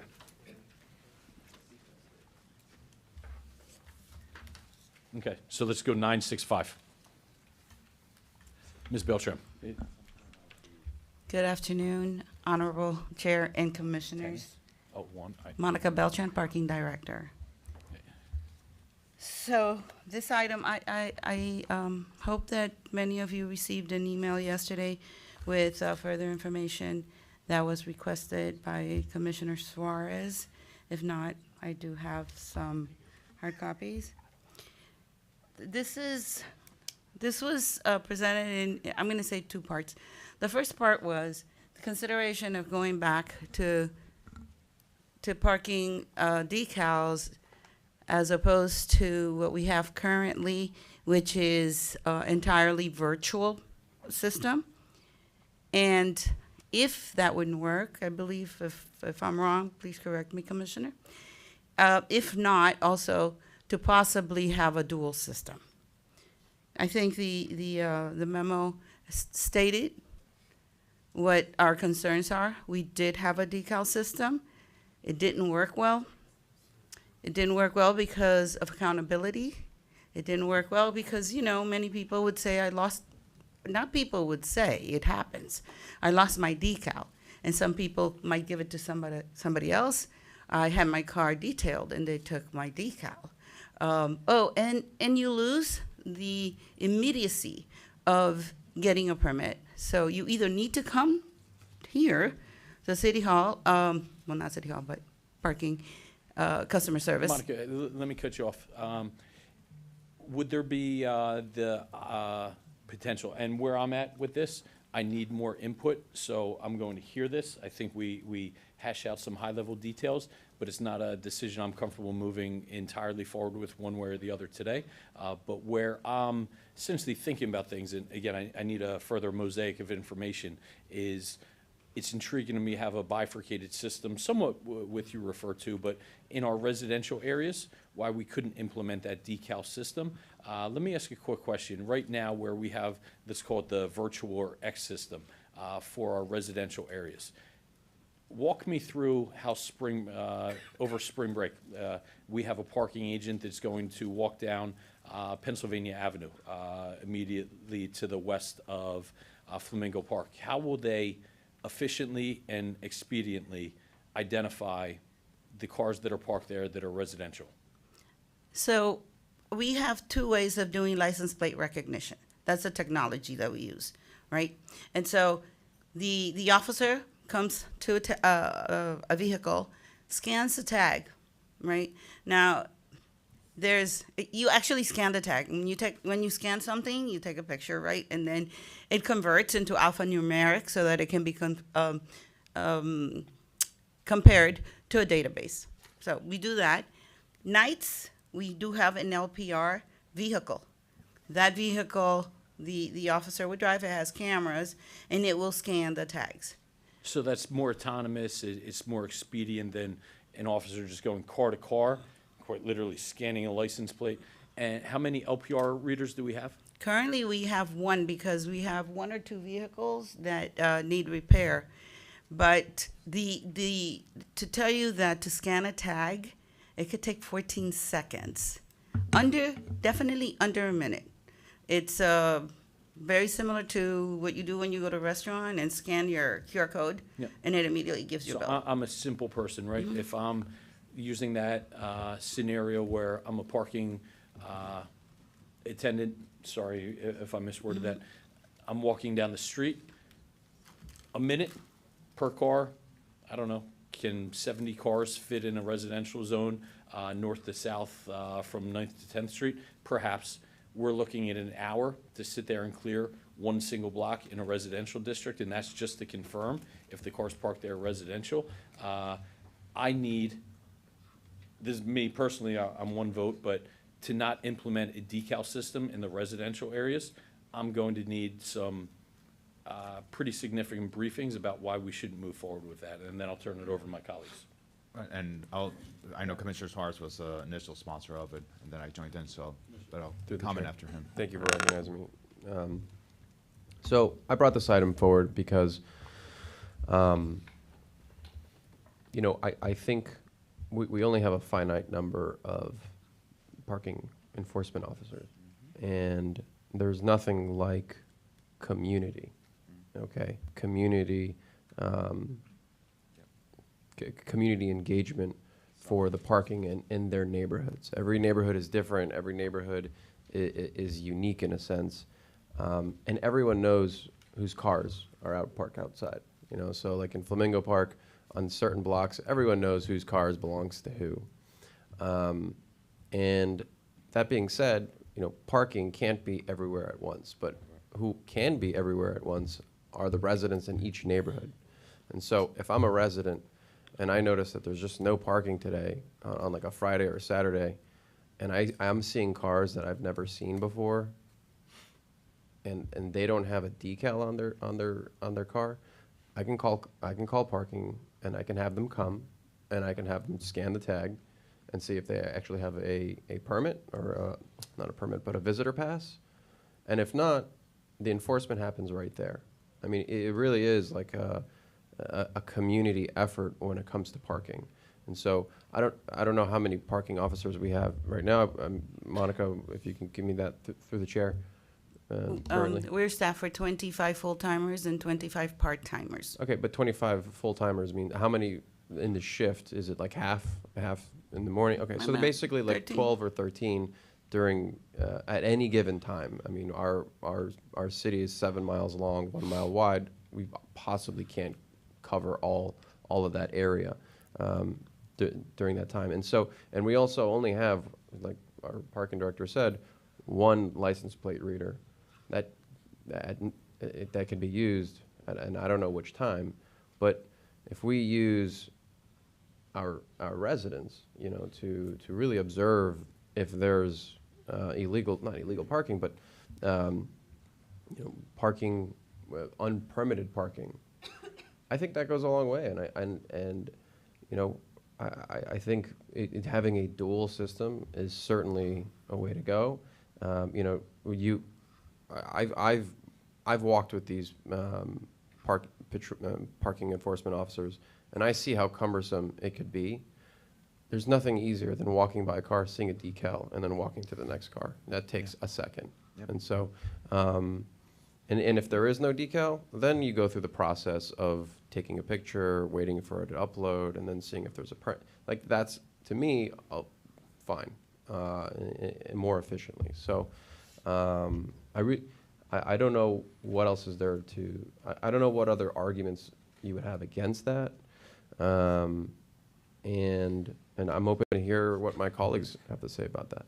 Yeah, Monica, I'd like during spring break, if you'd be able to arrange some time for me to spend a few hours out there Absolutely. walking with the parking enforcement agencies, because any decision I make, I want it to be done with the full breadth of information. So I want to turn it over to my colleagues. Thank you, Mr. Chair.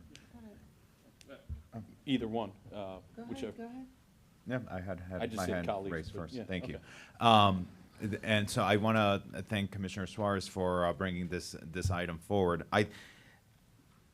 And the parking director knows this, I have long liked the idea of decals. Maybe it's because I'm a little bit more old-fashioned, but I do think the self-enforcement that can be done by the community is a great value added. And I just remember, you know, when I first moved to Miami Beach, and you would be able to, you know, walk up and down.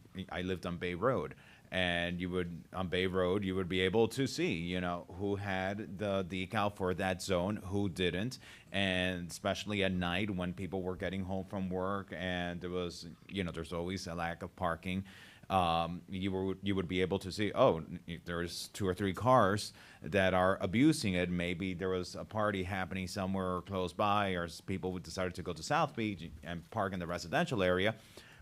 We were able to call the parking department because now we, the residents, knew that, okay, that car doesn't belong there.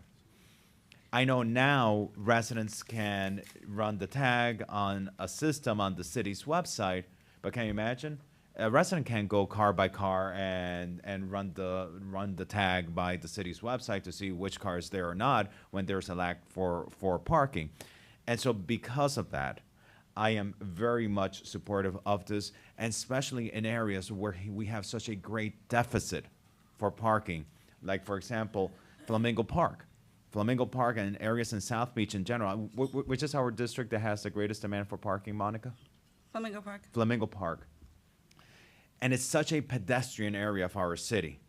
People are constantly walking. It would be so much easier for our residents to support the mission of the parking department if we had this. The one thing that I want to make sure is that we fix the issue with the LPR. I think that the LPRs on the cars should be used throughout the day. I don't understand why we would want a parking enforcement officer having to scan each tag individually when they can just drive by it. LPRs are such a great tool. And I have a question. Do these LPRs only look at the fact whether someone resides in a residential zone, or does it identify other things? So X parking houses. Our license plate readers on the cars. Right. Yeah. So the database contains all payment, whether it's decal or meter or anything. It's all included in the database. Okay, and like arrest warrants, would you be able to see? No, you don't see that type of stuff there, but still. But we do see, we could see scofflaws. Okay, Yeah. so yeah, I'm a big proponent of the technology, of the use of the technology. I would say that those 2 or 3 vehicles that are out of service need to be fixed and should be fixed ASAP. You know, it's a detriment to the taxpayers that we've purchased this technology and that we're only using one, but we have so many out of commission because they haven't been repaired. Why haven't they been repaired? There was an issue with the technology, and I'll ask. But let me say the reason why we don't use LPR vehicles during the day is because of traffic. You don't want another vehicle stuck in traffic, and it's not very efficient. We use them at night when. But these are the vehicles that we actually do want on our streets, Yeah. and I get what you're saying. These are the vehicles. I got your point. But if we purchased these vehicles with the taxpayers' money, that was a budgeting decision one time of a city commission, and it was with the intent that we implement them. And, you know, yes, there's traffic, there's always going to be traffic, but it's like if we say that we're not going to police a neighborhood because we don't want another patrol unit on the streets because of traffic. No, we need this. Yeah, We and need I'm this. talking about efficiency. I'm not talking about putting a vehicle. I'm talking about when you're sitting in traffic, you can only scan a tag as you move along. Well, Monica, That's what I'm talking Monica, about. I don't think there's a huge amount of traffic on Pennsylvania Avenue and Flamingo Park at 2 p.m. on a Saturday, but Commissioner Rosen Gonzalez. Okay. So in 2020, I don't know if you remember, there was a move to privatize the parking department. And what that would have meant is that, you know, we would have given this over to a private contractor who would have literally towed and ticketed us for profit. We were able to thwart that by a very narrow vote of the commission. And I want to thank Commissioner Samuelin, who, you know, voted for that because it was very unpopular. It was a big fight, right? And Commissioner Gongora and Minor who came forward and really saved the parking department. Now what we have when we look at our parking department is a department that is no longer the profitable enterprise it once was. At one point, the parking department was probably our most profitable department across the city. What we've seen over time is a reduction in the amount of employees, a reduction in the amount of tickets and tows, and so we are not enforcing, just like we saw, you know, that we're not enforcing the law on the homeless, or that we're not giving out speeding tickets, we are also not giving out parking tickets. The amount of revenue that we could generate if our vehicles were working and we did have the proper equipment that we need, that we don't have, and we did have the amount of employees that we need that we don't currently have because we have not staffed the department the way that it should be. And frankly, we need to look at the reason why people aren't staying in the parking department. Like they go and they get the job and then they don't want to stay. So maybe we need to either raise the salary, make it more attractive. But I would tell you that when you look at the model in the city of Miami, they are generating tremendous amounts of revenue. Now, we are coming in to the 21st century finally, because instead of just having Park Mobile, we now have pay by phone. Yeah. Okay, that was in itself a huge step. Now, what this body needs to do is take action to upgrade our equipment, return the decals, staff the department, and make it what it once was, okay? Because you can't just come here and park and expect to never, ever get a ticket. We want a robust parking department. I don't know how many vacancies do we currently have, Monica, in the parking department in terms of employees? Good afternoon, Alberto Ventura, Assistant Parking Director. We currently have 10 part-time positions vacant. All full-time positions have been. So wait, can I just finish? Because I had the floor. Okay, so when you look at this, what we did was we converted the parking department. And I personally think that the parking department by this administration has been under some sort of hostile takeover. These part-time positions need to be converted to full-time positions. And by the way, once you convert them to full-time positions, get them the right equipment, put on the decals, it will pay for itself. But the department has been decimated, okay? And the only people that suffer are our residents who aren't getting the enforcement that they need. So the good news is that I hope under this administration and with you guys that we can restore the parking department to what it once was. And that's what we need to move toward. But Monica, the idea of not repairing a license plate reader, okay, because we don't want to put a car on the street, that is embarrassing. The 10 positions that we have available that nobody wants to fill, and the fact that we're not filling them and nobody is out there. And by the way, the guys who are in the parking department come to me and tell me their equipment doesn't work. So I don't understand what directive was given to destroy the department, but I would advocate not just for these decals, but I would advocate that we do the decals, we keep this item somehow here, and that we come back and we see and you bring back how we can possibly staff the department in a better way and repair the equipment, because I think that this needs a little bit more attention at this point. Commissioner Bott. So, just from a dollars and cents perspective, because that's why we're here, hiring people, we want people to be employees, and we want them to have long, happy careers here and live here, ideally, in our newly developed Barclay building.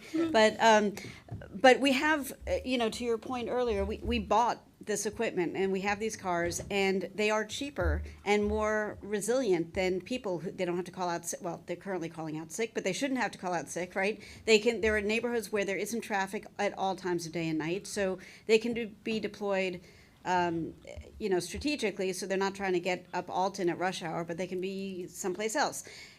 But to have them sitting there paid for and not being used and doing the work of people who haven't been hired yet because we can't fill the jobs, and the cars won't need pensions, we have to get them back up and running. And I know I've had conversations with other department heads and with our CFO about the fact that there's so much deferred maintenance in the city, that we do our resident and visitor facing maintenance first before we do anything else. And I do understand that that's a thing and that's important.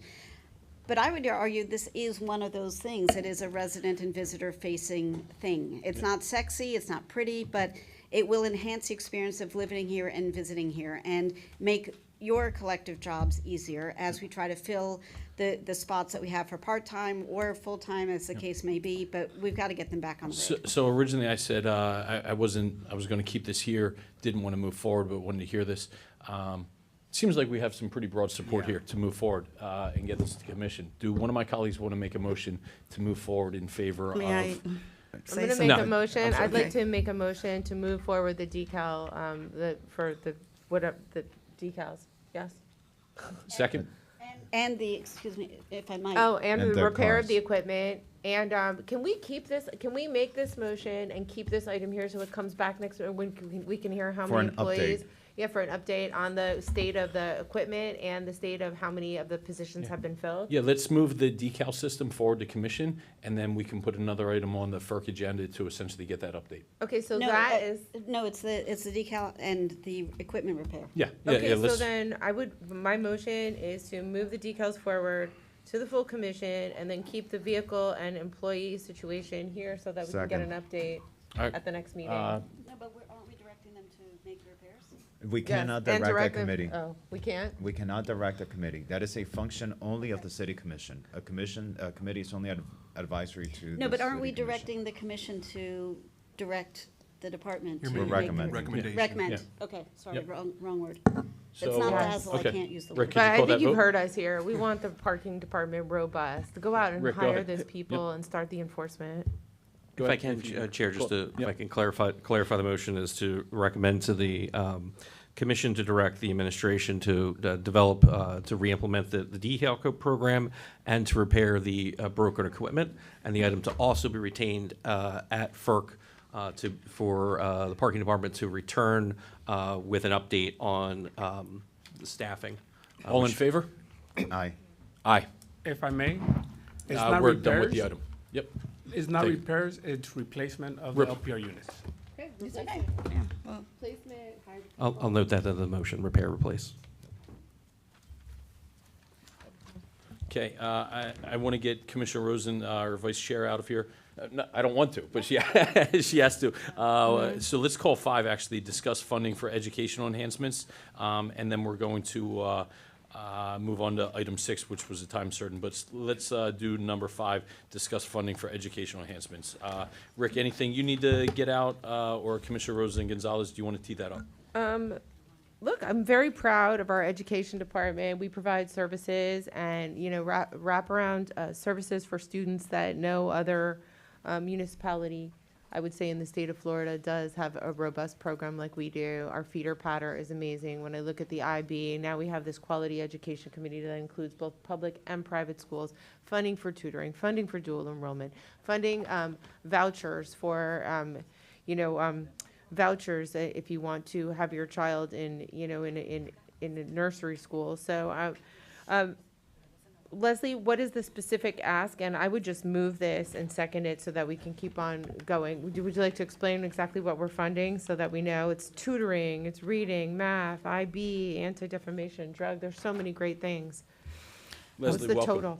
Thank you. Leslie Rosenfeld, Chief Education Officer. So in March, when the Commission decided to expand the Committee for Quality Education to any public or private school, charter, public, private school in our city, to participate in the Committee for Quality Education, that increased the membership from the 8 public schools by an additional 11. So we have now 19 potential members and school members. And of the 11 new members, 6 are actually active and participating in the committee. Over the past few months, they've learned about many of the educational enhancements that the city funds and implements, and they have a lot of interest in many of those programs. We have not had specific conversations with each of these schools to determine which educational enhancements specifically are of interest or would be applicable to their school populations. So, not knowing that information, I can't provide a specific number per se, because we don't know which current educational enhancements, or if there's other educational enhancements that we have not explored that might be of interest. So where I'm looking at this, I guess a couple of different ways we can go from just following. So it's a $15,000 increase, right, that we're approving here? Without a reliance on chamber, wait, that's the. No, that sorry, might be the was sister wrong- cities. Sorry, I don't know why I was Jason like would looking at jump up and down this, if sorry. it's If I can. How much is the total, allocation? I apologize, because I was thinking of the extra monies to cover the vouchers that weren't covered this year. Is that what we're approving right now? Or is it the overall? No, what this item really was is, I had conversations with Dr. Roosevelt about this, is right now we spend approximately $2 million-ish on the 6 public schools supplementing, services that would not be provided by the public schools. When it was expanded to the private and religious schools, to the QEC, really what we determined is, does the commission want to get into that line of business? Do they want to entertain that? And the concern was, I think, from our side, was if you start calling them and saying, hey, we have this menu of options we'd love to fund for you, there could create an expectation that it was going to be funded where we don't have that direction. So I think what we're looking for is if this is the interest of the committee, to go to commission, to direct the administration to begin having those discussions. Now, obviously, this could have a severe financial impact if the full amount was there, because if 6 schools are $2 million, you could be looking at millions of dollars. The commission could put a limit and say, they could open up the menu to a dollar value per school of 10 or 15 or 50 or whatever it is. But that was really the thing was, do we want to get the policy decision to do we want to get into that line of business? Let me basically. give my 10 seconds, and then I'll hand it over to Commissioner Rosen Gonzalez. I fall somewhere into that $2 million pie. I don't want to shrink the allocation to our public schools by putting more hands in that pie, but I also don't want to provide that same allocation to the private schools that we do. So not a pro rata. So the $6 million or the $2 million for 6 schools, I don't want to provide that pro rata equivalent to every single private school, because the budgetary consequences would be significant. But I also don't want to shrink the resources that our public schools are getting. So I think we find a happy balance somewhere in between there. Commissioner Rosen Gonzalez. Okay, I wanted to just hear from Commissioner about what she thought, and what I would do is say to Leslie, I would be okay funding certain things, because I think that the tutoring is important. I think the dual enrollment is important. I think the idea that a student or a resident of Miami Beach can go to a private school and then we fund that, we're funding mental health. I mean, it's important, because we could have a student at the Matter Academy in North Beach that has an issue, and we save that student because we funded a mental health allocation. So from my perspective, and that's something that's not being funded any place else. From my perspective, I would like Leslie to go out and speak with these committees, find the best deal that you can get, with giving them the most services that you can. Come back to us. Obviously, it can't be, $1 million, but what can we provide? Where can we get the most bang for our buck? What monies do we spend that has the largest impact? For example, if we offer the tutoring services, that could, a child that just doesn't have those services or can't afford it, we help them along. So, there has to be, I would like to find out what it is that you think the committee wants, and then come back to us. And we'll fund it if we can. And if it's too much, then we won't. But So does that mean that we're giving each school an equal amount? I didn't want to do. What would you see as the optimum, Leslie? You're the expert here. You're meeting with the committee. I'm not. Well, I think the conversation is not with the committee, it's with each of the schools. I would have to have a conversation with the parent representative of each particular school. There's currently 6 out of the 11 that have representation on the QEC, as well as with each school site administration to better understand what their needs are. Each school is very unique. Not to mention, depending upon what their needs are, unlike the existing relationship that we have with the public school system, where we implement and negotiate with one entity, each of these private schools or charter schools is a separate discussion, a separate entity.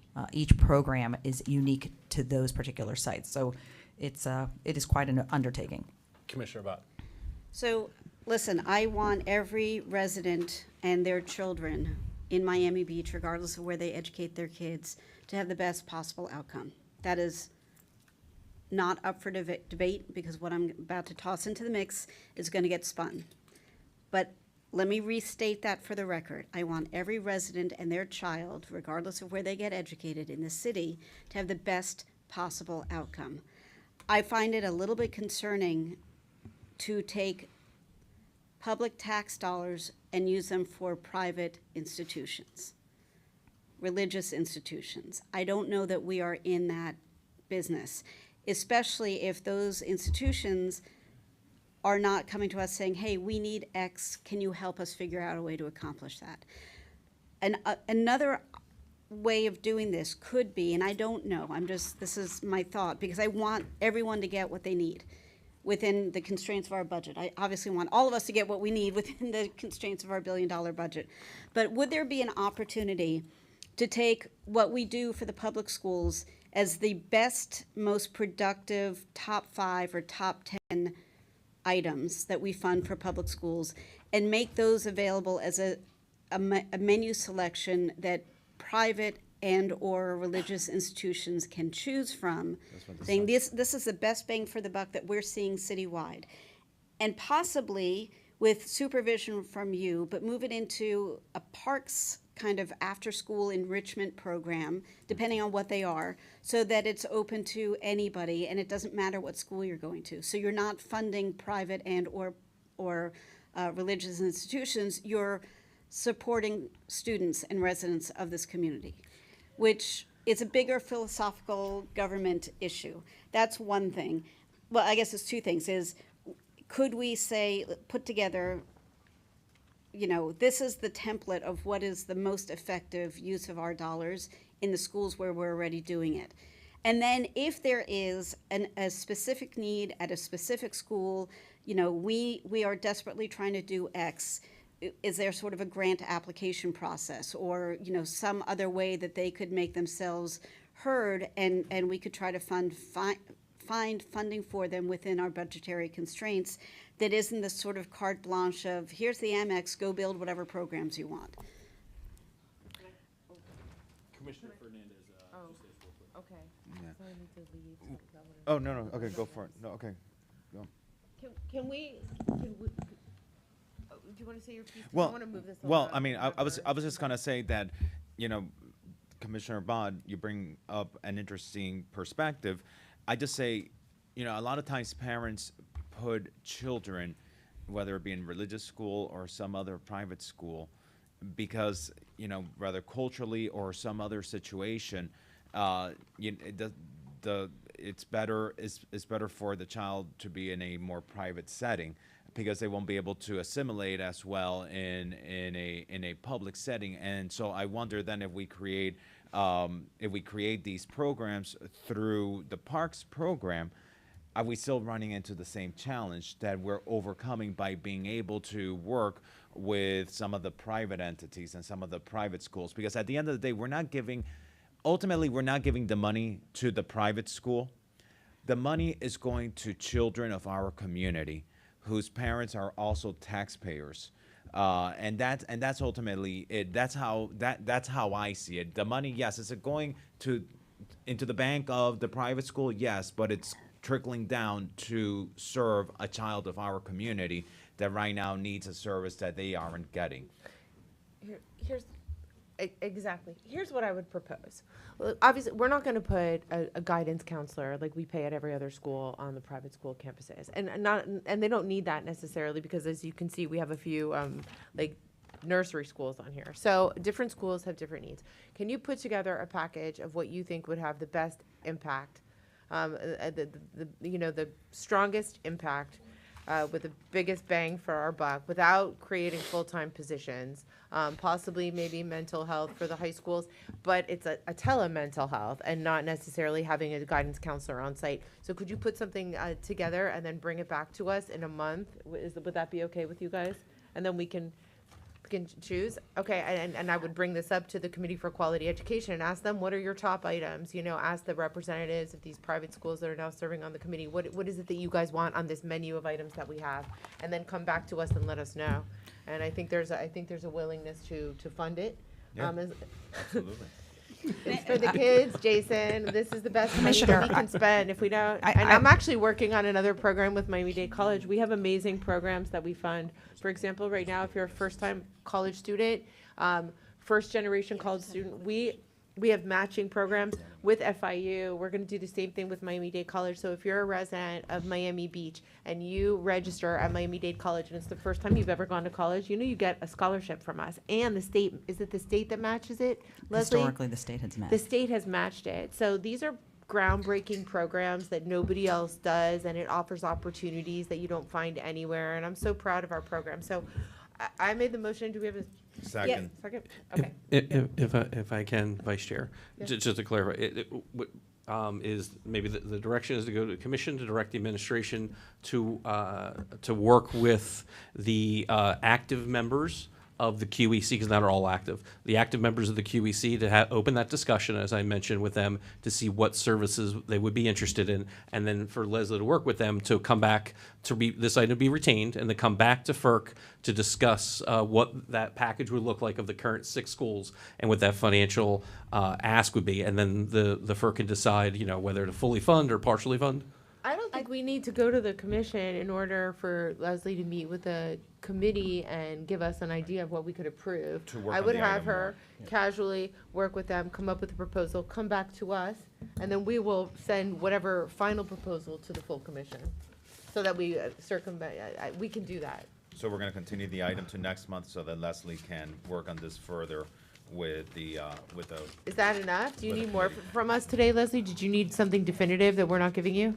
I just want to make sure everyone understands, we certainly will include in the conversation the representative from each of the additional 6 schools that are active in the QEC that are private or charter, but we also need to involve the school site administration from each of those schools. Ultimately, it is their decision as to what programming they feel is going to be most beneficial to the students in the school. And I'd just like to make sure everyone understands, we do not cut checks to the schools. We do not cut any checks or fund any money directly to any of our schools, including our public schools. The City of Miami Beach creates and manages every single educational enhancement. We oversee them all, and we ensure that they are being implemented as was the intention of this elected body. We do not cut checks to anybody. And then Commissioner Bott, regarding your suggestion, although I can't speak for parks, I'm fairly certain our parks departments are packed after school. But one of the reasons that we have historically implemented these programs during the school day, during school hours, is to eliminate any obstacles for any child to have access. The moment you offer programs after school hours, many children in our community run into transportation issues, and then they're excluded from participation. So obviously, if they're already there and they're a captive audience, and we have the opportunity to work within those hours, they have access. Thank you for clarification on both points. And I just have a quick question, because I thought what we had talked about was identifying the most successful, like the biggest bang for the buck programs before going out and saying, what's your wish list?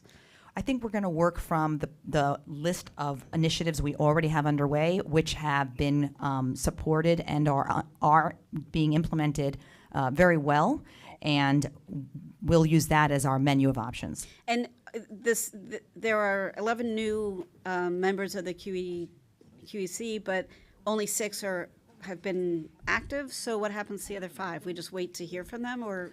I've reached out to them and invited them to join the QEC. In the past, I'll reach again and encourage that participation, but until they select a member who is then sworn in, they're not currently Okay. part of our QEC. Thank you for clarifying all of those points and putting some of my concerns on bigger philosophical issues to rest. Thank you for that. Sure.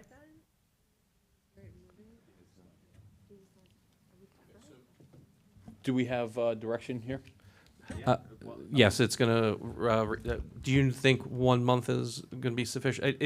If I can, that it'll be retained and return upon the completion of this task, because it's really gonna be dependent on dealing with these 6 entities. So I don't think there's a guarantee necessarily, but I know Leslie is very diligent in her job, and she is very interested, so she will absolutely return with haste, because this would have to be something we would want to incorporate in our 25 budget process. So I think direction is, it's not direction, the request to come back with additional information is clear. Okay. Yeah. Excellent. Thank you so much, Doctor. Thank you. Thank you. Let's hear item number 6, discuss a fee waiver at the convention center. Heather, thank you so much. I know you've been working tremendously in the background with a number of different stakeholders and constituents. I know my daughter attends South Point Elementary, and I put, there were some people in contact with that school. Not only did you say, we could do this for South Point, but you said, let's put this on equal footing and expand this and give these opportunities to all the schools in our community. So I want to commend you and applaud you for that thought, and let you kick this off here. Thank you, Mr. Chair, for presenting my item. I Sorry. placed this item on the agenda of the October 2023 City Commission meeting so that we could work with our city administration in finding the opportunity to find fee waivers and make it a little bit more affordable for our schools to be able to have their activities, like their graduations, here at the Miami Beach Convention Center, rather than having to go off Miami Beach to Coral Gables or to other places to host these events.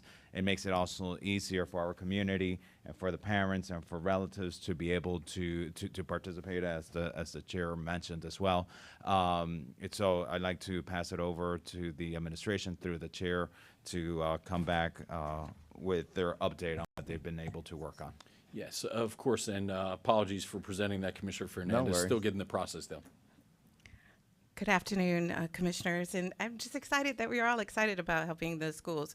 I'm joined here with my colleague, Leslie Rosenfeld, who works with the schools, and this has been really a collaborative effort. And as Commissioner Fernandez said, we, knowing that some of the schools, specifically South Point Elementary, had been coming to us, and a few other schools had come to the convention center, and it is sometimes cost prohibitive for the PTAs to come up with the funds. We tried to do something that was holistic and invite all the schools to come. And with Leslie's help, we've reached out to all of the schools to see what their thoughts were to do that, because it's more cost efficient for the convention center to do it over 2 days, and specifically the 2 days that are really around the time that we have those graduations, which is the last Thursday, Friday of May. The convention center is a little quiet, and it's an opportunity to have all of the schools have their graduations or their promotions here. And as the commissioner said, it's easy access. It democratizes having to get over to Miami to go to do to have your graduations there. We're a bigger space, so that means that you don't have to just bring your parents, that you can bring your grandparents and your aunt and your uncle and your neighbor, and they can all come in and see the promotions and the graduations. And I have to tell you, last year, having seen South Point Elementary's promotion, it tugs at your heart to see these little kids, they're so excited, So anyway, to go back to the task at hand, we did reach out to all the schools. Some of the schools had already made plans for their promotions and their graduations. Miami Beach High and specifically has some concerns about just having the seating and how the seating is in the convention center. And so we're going to still work with them, and they're interested in potentially doing it next year, but this year they're going to go to Miami for their graduations. But we still have 3 classes for promotions that would like to still be in the convention center, and that's South Point Elementary and Feinberg Elementary and Middle School, which is K through 8. and they're still interested in having their promotions at the convention center, and we're looking forward to in 2025 to hopefully have more of the public schools here, because it is an opportunity to share a building that was built by the community and let it serve the community, and to be able to have the graduations kind of back to back. So when you have a little one and a middle one or a high one, that you can all come together. So to do that, it is a cost to do that. And so we have in the proposal that it be a cost not to exceed $50,000. It will not hit $50,000, but that's a demarcation that says that if it goes beyond that, then we have to go to the school board. It's something that we can work on the convention center through OVG 360 and Sodexo, and even Smart Cities and Everlast. They've all come together to work with us to make it something that the community can afford, but there is still cost, labor, that's associated with all that. And it individually for each school, it's a pretty nice price, but if we put the graduations together over 2 days, we can make it something that is reasonable for the city and phenomenal for the parents. And I'm going to turn over to Leslie and see if you want to add anything to what I said. No, actually, the school site administration and the district were incredibly appreciative of the opportunity and the offer. And as Heather indicated, because of the timing, several of the schools have already made arrangements for 2024. However, 2 of the schools are very interested in having their promotional ceremonies at the convention center. They're incredibly excited, as are those members of our community, and we'll continue to ensure that the schools know that this opportunity exists, so that if they do want to consider it, they'll have more time to plan going forward. Thank you, Doctor. And Heather, what you and what your team have been working on just described is the epitome of community. There's not much more bang for a buck we get for community than bringing together generations of family for a monumental day. So while you said you have to see the ceremony to have your heart tugged at, you've already done so for me. So with the $50,000 fee waiver, how much of the facility do we get to cover? You mean the space? Yeah, how much of the costs? So, with the, it would be less than $50,000, just up to, but it would cover the space, which would be the Ocean Drive Ballroom, and once we have the high school, then it would be the Grand Ballroom, and it also covers all the labor and the production cost, the internet, there's streaming, and then there's also a little light food and beverage. Okay, all right. And so what do we think, so anything beyond that, the schools will have to pay?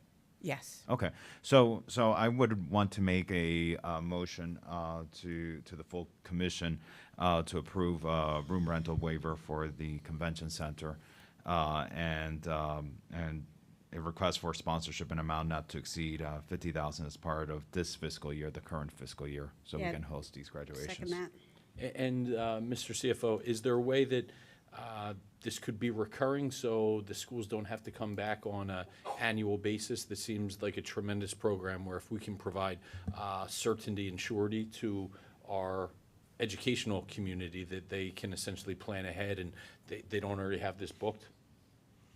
I would ask Heather to chime in on that. I mean, obviously, the resolution of the commission could be for this to be a recurring open item, could have a specific time frame of 5 year or 1 year. I know the recommendation here is the 1 year, but I would ask, is it, because it's with the convention center, I know it gets a little trickier there. Is this an option that could be opened up to a recurring, or this should be dealt with on an annual basis? I think it could be. I mean, I'd have to speak with the convention center, but I think this could be a recurring. Again, we chose dates that typically that the convention center is fairly light. Now, obviously, if the convention center books something in those times, then we'll adjust to that, because the graduations are typically that last week of May, first week of June. So if we stay within that area, I think that the convention center can do that. I think it's a good idea to do it for multiple years, only for, as Leslie just mentioned, for the schools to plan in advance. And then again, we would keep the cost as low as possible. And we've spoken to the schools, and we actually have Leslie Abrams, who I'm sure you know, Commissioner, Magazine, she's on the line. And they know that the basic thing that we're trying to do is give them a basic, really great graduation. But if the school has the money to do something bigger, then they do that. Yeah, I'll follow my, somebody I admire, Commissioner Gelber would say, no need to talk while you're ahead, so I'm sure there's a bunch of parents on here advocating for this, but I think you're going to see some support here, so appreciate the people that have tuned in. But you moved that. Is there a Yes. second? Yes. Okay, Second. all in favor? Aye.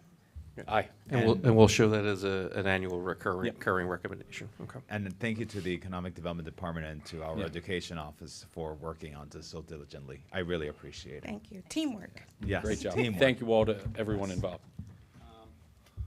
We have a 1 o'clock time certain. I received notice, somebody that's important to that conversation is on the way. Commissioner Bott, I know this came up, item 8 at the last commission agenda. I don't think there's financial implications here. From my understanding through our, maybe it didn't come up at the commission meeting, maybe it was through the briefing, thinking about, but I think this was for the parking director, Ms. Beltran, to just go out and engage in talks with private lot. Let me let you present this. I learned last time. Thank you. Yeah, listen, we're all learning on the job. So we all heard, when we were canvassing, and anybody who's lived here knows that parking is at a premium and it's hard to come by, especially in certain neighborhoods, including North Beach. And there have been a couple of different ways to try to approach that. One with a permit system, which most residents and business owners are vehemently against in North Beach for a lot of reasons. The other idea was to try to go to underutilized lots and see if they could be used at nighttime for parking. And I asked you to, you and your team to go and see what's available. We had an update a couple months ago, I don't know, it's a blur now, but a while back, about how that is going, and I would love to hear the current update. It doesn't seem great, but I'm like a dog with a bone. I'm not going to let it go. Again, good afternoon, Monica Beltran, Parking Director. So actually, we did this exercise before, and it didn't render good results, because one of the concerns we have, of course, is when construction occurs at the 72nd Street lot, there's going to be even more shortage of parking, right? So we did that, and this time we took a different approach. With the TPC, the committee, and also with some residents, talking to them, etc. And we did go out. The one observation that we discussed over by your place, that it took us, I don't know how many calls. Finally, they responded. They're like, no, we don't even have sufficient for ours, though you see it empty. Other folks. I'm sorry, which place was that? Which lot was that? At Parkview. I'm sorry, the people at Parkview Point Tower, whatever it is, said they don't have enough spots for their own needs. Correct. They were not interested, and spoke to different stakeholders, reached out to lot owners, etc. Most of the lots that were empty are now encumbered for future construction. So that was that. So we had no interest. So, but in the shared idea, where, for example, Blue Sky, when it was there, that there's parking there, or the old bank lot, etc.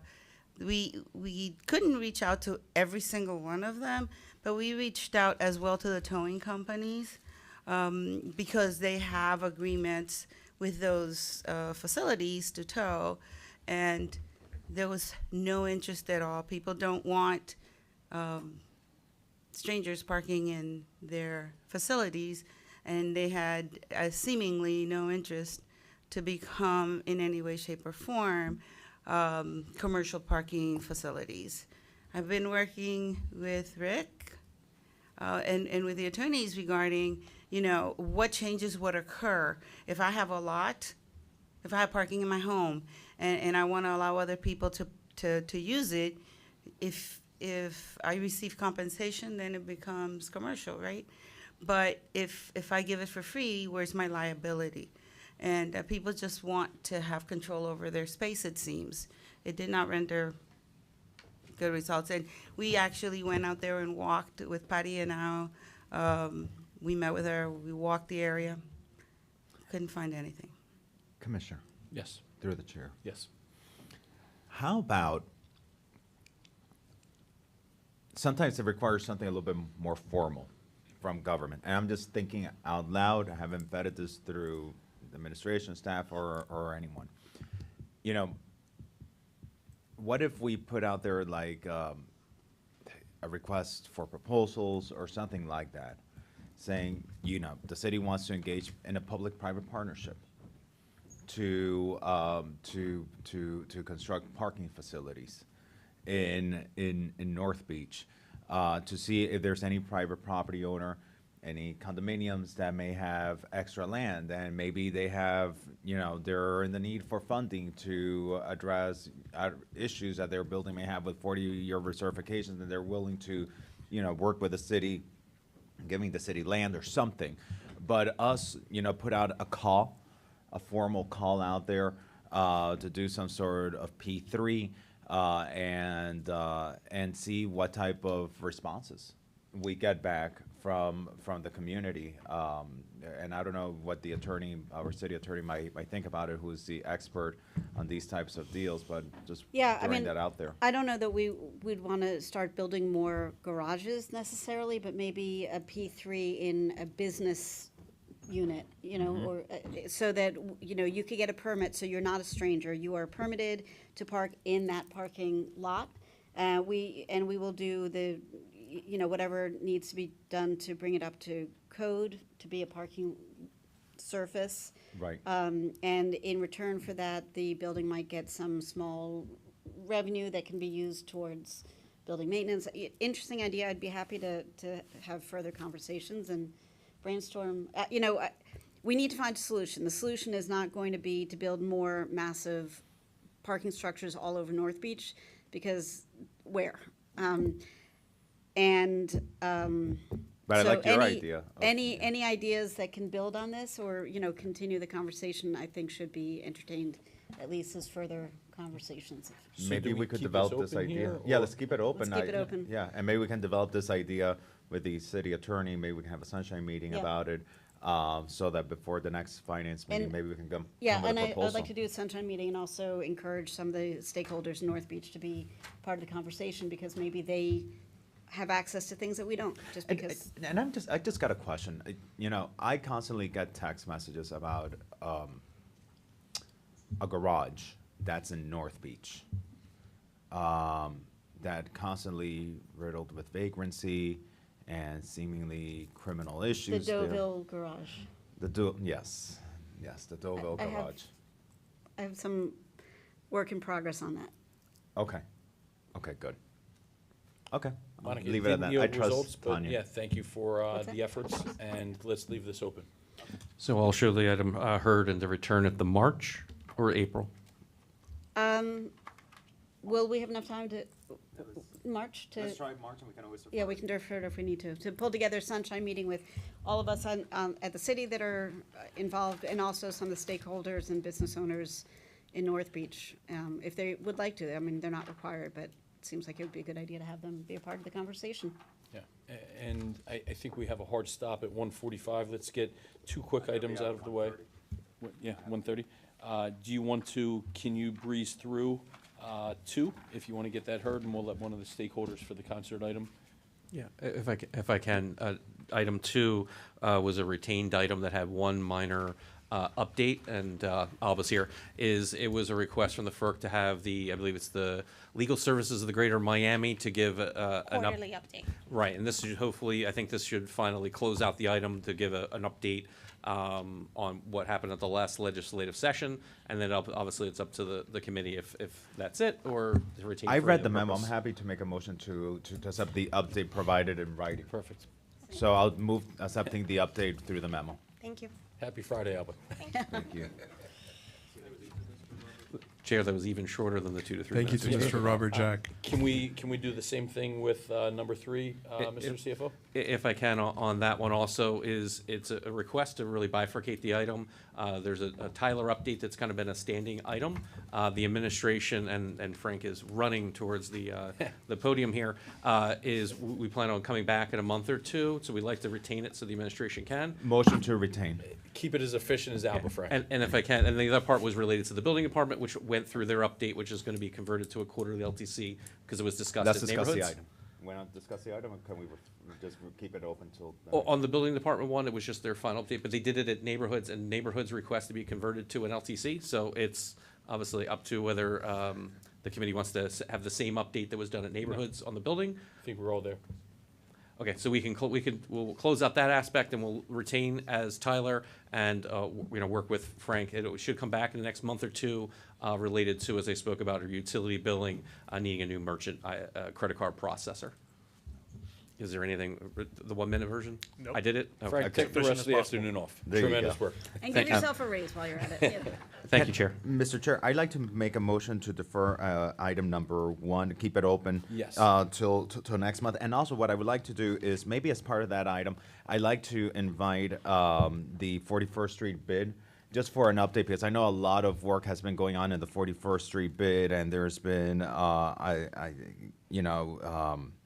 things put out into the public, ITNs and that type of stuff. And I just want to get a formal update of everything of what's been happening with the 41st Street bid as part of this item to attract economic development and new businesses to the area. Yeah, I think I'd like this as a highlight of our next meeting. Maybe without committing to it right now, we almost open the meeting with that.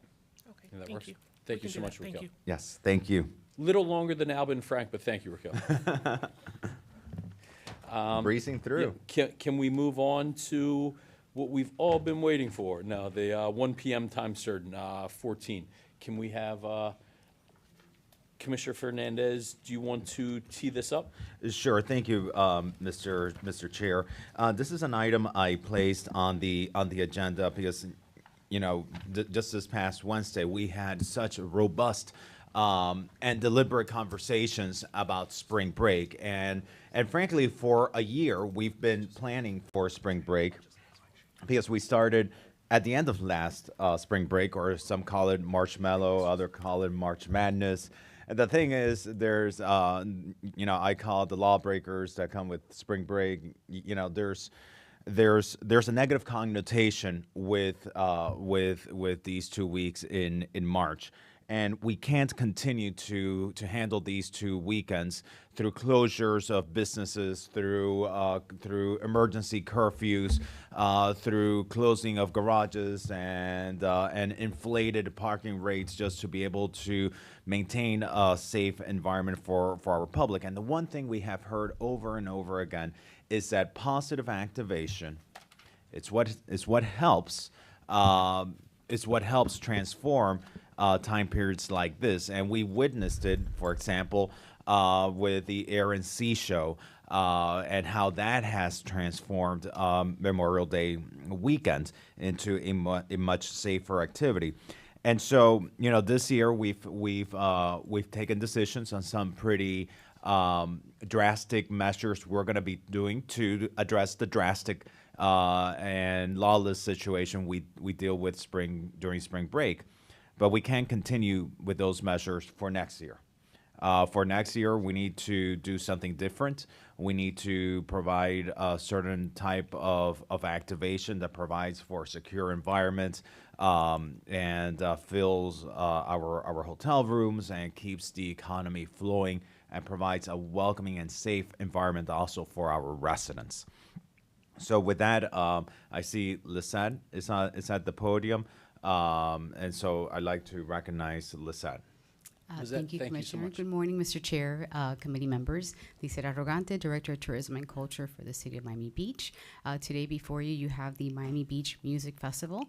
This item has some history with the city, first being heard in 2020, and in the memo before you have the latest recap when it was presented at the November 16th, 2022 commission meeting when the event organizer proposed the festival for March of 2023. At the time, the city was negotiating with another large-scale event, so there were some scheduling issues, and the event organizer withdrew his proposal due to scheduling conflicts. So today they are here to propose the Miami Beach Music Festival for March of 2025. They have submitted a presentation, which is up on the screen, and we have representatives from both David Wallach and Jerry Libin is on the line, as well as Gregory Elias. And I'll hand it over now to Mr. Wallach. Thank you, Lisette. Forgive me, we're trying to coordinate from Curacao as well as get Jerry Libin on the Zoom. And I happen to just come out of, like you were discussing at the commission, bumper-to-bumper traffic from Biscayne Boulevard all the way to here. Okay. And I forgot my phone in the car, and June is on the way with that. So with that said, I will begin until they get on Zoom. And if Jerry Libin is on the Zoom, if someone could bring him into it. I'm on, David. Well, Jerry, why don't you begin, and then I'll go after you. Okay, very good. And First of all, Greg will be on presently. Mr. Chair, Commissioners, thank you very much. And let me start by just clarifying that I'm here as a resident. I am not representing the Miami Beach Chamber of Commerce, as I have for the past 5 years on this particular item. So I just wanted to be clear that I am here as a resident who believes that this would have, as you just heard from Commissioner Fernandez, a potential significantly positive impact on what has been historically a very, very difficult weekend for us. And I'd like to also just extend a personal note of condolence to the Commissioner on the loss of your grandmother this week. I'm sure it's been a very difficult week for you. Just a few points that hopefully at the end of the meeting today, you all will have as takeaways. As you heard, Memorial Day weekend was a disaster for our city. And believe it or not, it was like 14 years of disaster until the Commission finally took a bold step and brought in Mickey Markoff and the Hyundai Air and Sea Show. It was a major investment, and it paid off. I believe everyone would agree that, now having seen it for the past number of years, it's an excellent, high-quality event. We've had little problems in the community, and I think that there's no reason to believe that with a high-quality festival that we're talking about, with the type of talent that Greg and Jan will be able to bring in, Jan Wilhelm from Mojo Concerts, an affiliate of Live Nation, they know how to do concerts. It's what they do, and we will have a stellar event. Second thing that you should keep in mind is the GMCVB and David Whitaker have committed, if the Commission so desires to move forward with this, to work to promote with the hotels packages of tickets internationally to help fill our hotels at premium rates and put together packages with discount concert tickets. As you probably already know, 2 previous commissions had already approved the concept that is going to be before you today. And for various reasons, first it was COVID, and then it was Goodwood. They were unable to produce the event. If you're going to be able to move forward for 2025, and the producer is ready, willing, and able to do that, we need to be able to move quickly so that he has a contract by the end of March. And I realize that might be very difficult given the time where we're at, but that's really within your scope if you direct the administration at your March Commission meeting next week to negotiate the contract and perhaps have a special one-item hearing to approve that contract at the end of March.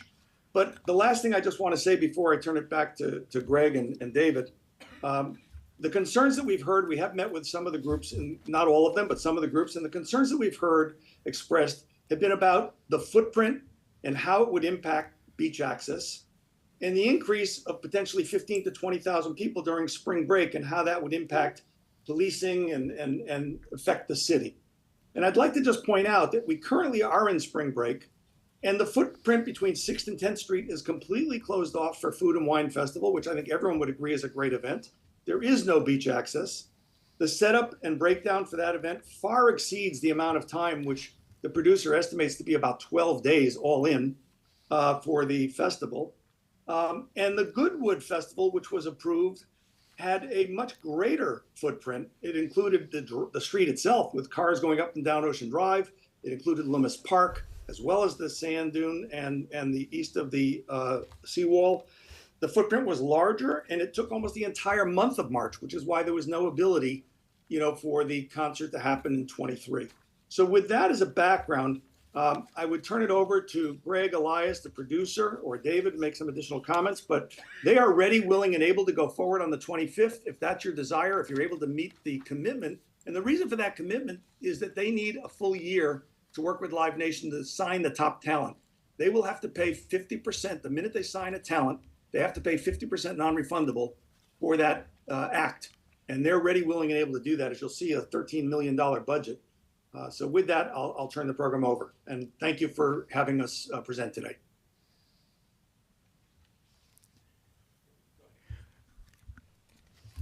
Nice. Ladies and Mr. gentlemen, Wallach. you heard Jerry state we were prepared full bore for 2024, this coming March, that we are now arming up for, to the teeth, barricades.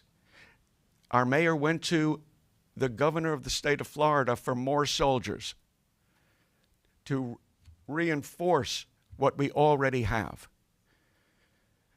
Is that the PR that we want to go out to the world? This is Miami Beach in March. I grew up on Ocean Drive since 1955. I don't think there's anybody in this room that has the experience of Ocean Drive more than I do. My family was in the hotel business.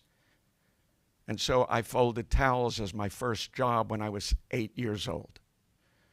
I know Ocean Drive. Goodwood came after we had gotten a 7-0 vote from our commission, gone through this board, and were ready, willing, and able to put, and Greg was putting $13.5 million on the table of his money to do this event for this year. Goodwood came along. They said, we're going to bring 102,000 people. We're going to take 5th to 15th Street, the street, Loomis Park, the soft pack, into the hard pack east of the dune. It's going to, we couldn't get the third, that was the third week. We couldn't get the second week. We couldn't get the first week. We got bounced from the first week because Goodwood needed to set up even in the first week. And then we were asked by the entertainment department, could we take February? The top stars don't begin touring till March 1st. And one of our associates, Live Nation, Europe, who books major talent, said we cannot do February. There's nobody on tour. The effort that has gone into this event began by me in Memorial Day weekend in 2004. It was too controversial then for big promoters to get involved. I began this for spring break in 2019. We were approved by 7-0 vote of a commission in 2019, and the pandemic canceled all of that. We were then reapproved for 2024 in 2023 by the commission, and the Goodwood Festival canceled that. The entertainment department asked us if we could take April. Live Nation does the Tortuga, big Tortuga Festival in Fort Lauderdale in April. And so Live Nation was a no-go for April. We have a situation, as Commissioner Fernandez pointed out, this event, and by the way, I've worked all these years out of the goodness of my heart and civic duty, nothing more, and knowing that my direction was right. First for Memorial Day weekend, and now for the third weekend, which is the most difficult weekend of spring break. I have no business, financial, or any other interest in this concert. My only business is Mango's Tropical Cafe. And here I am preparing my staff yesterday at management and staff meetings to close the middle of March. If curfew is also levied by the city manager on top of there's no sidewalk cafes, there goes 40% of everyone's Ocean Drive business. And no parking. I have to let my staff know that you have to get through the neck down of traffic on the causeways, get to parking. Please leave 2 hours early, just in case. Dave, I So, get it. And okay, so let me interject where I'm at. That pains me to hear. I don't think this march or last march or previous marches are something any of us are proud of, and we're all struggling the way to go here. And what is most confusing is the confliction that we have, right? Which direction do we take it? Do we lock down as much as possible? The scenario you described hurts to hear. This is Miami Beach. I wanted to move here in March from coming down. I wanted to move to Miami Beach from visiting our lovely city in March 15 years ago. It was the most glorious time of the year, and it still should be. But we're just so torn into, okay, here's these measures. We're shutting down garages. And then we're saying, well, should we just go all in and go as big as possible? And these are conversations I want to entertain, and I want to get everybody's input. I think the most constraining factor here is the timing, right? And I don't know how my colleagues feel, but I almost feel as if, what's best is a meeting of all of the a sunshine meeting just for the direction of spring break in 2025, where we invite all stakeholders of the community, where we're not leaving it up to Mr. Wallach to go out and speak to this neighborhood group, this neighborhood group, this neighborhood group. We say, everybody, resident, business, property owners, stakeholders, in 2 weeks, let's get together at the convention center and talk about what spring break 2025 looks like. What vision do we want? Do we want a massive concert where we're essentially saying, okay, that's going to book all the hotel rooms, or do we want to try and continue this message? One of the biggest hesitations I have is the conflicting message we're sending for this year when we start talking about programming for next year. But please. I think everybody who knows me knows that I'm an enormous music lover. I have a musician in my family, and the more live music, the better in my view. In addition to the comments you've made, the concern I have is not about should we find a way to make this happen in some iteration. It's we are essentially giving ourselves, by default, a year of new data points by enacting what we've enacted for March Madness starting in a couple of weeks. We have many years of data points that aren't great, so now we are trying the opposite. And I think we would be better served as a city and have a better outcome with whatever festival ends up coming forward to factor the information that we will learn from the results of the actions that this commission has enacted for this year. So I would love to have a conversation with everybody who is involved in this in one room. So the neighborhood, the residents, the business owners, possibly is there a way to even think about this, maybe headquartered on Ocean Drive, but also have satellite opportunities up the Bandshell and at the Fillmore, and think about this as, a music city for a week. I don't know. But that is it's a really intriguing and engaging and exciting opportunity. And my wish would be to do this in a way where we have every possible data point, including what effect or lack thereof this year's measures will have had on the city, so that when we decide, yes, we want to move forward with this in a holistic way that benefits the city and the residents and the visitors and the business owners in the best possible iteration of what could be, we do it in a way where we know and we are convinced that we are putting together the best pieces of all of what we've done and all that will be proposed. I have heard certain people state, oh, look, it's March. We already have 90% occupancy. That argument is so divergent from a course to prosperity, I can't hardly fathom the logic behind it. if there were 25,000 additional requests for rooms 6 months prior to March next year, what would happen to the rates of March? And the following year, if there were 30,000 additional requests for reservations, what would happen? We would be not 90%, we would be 100%. And with whom? The demographic of the concerts in Curacao, which is the concert that would be moving here, is to look around this room and even on the dais, and that is the demographic of the music that would be on stage.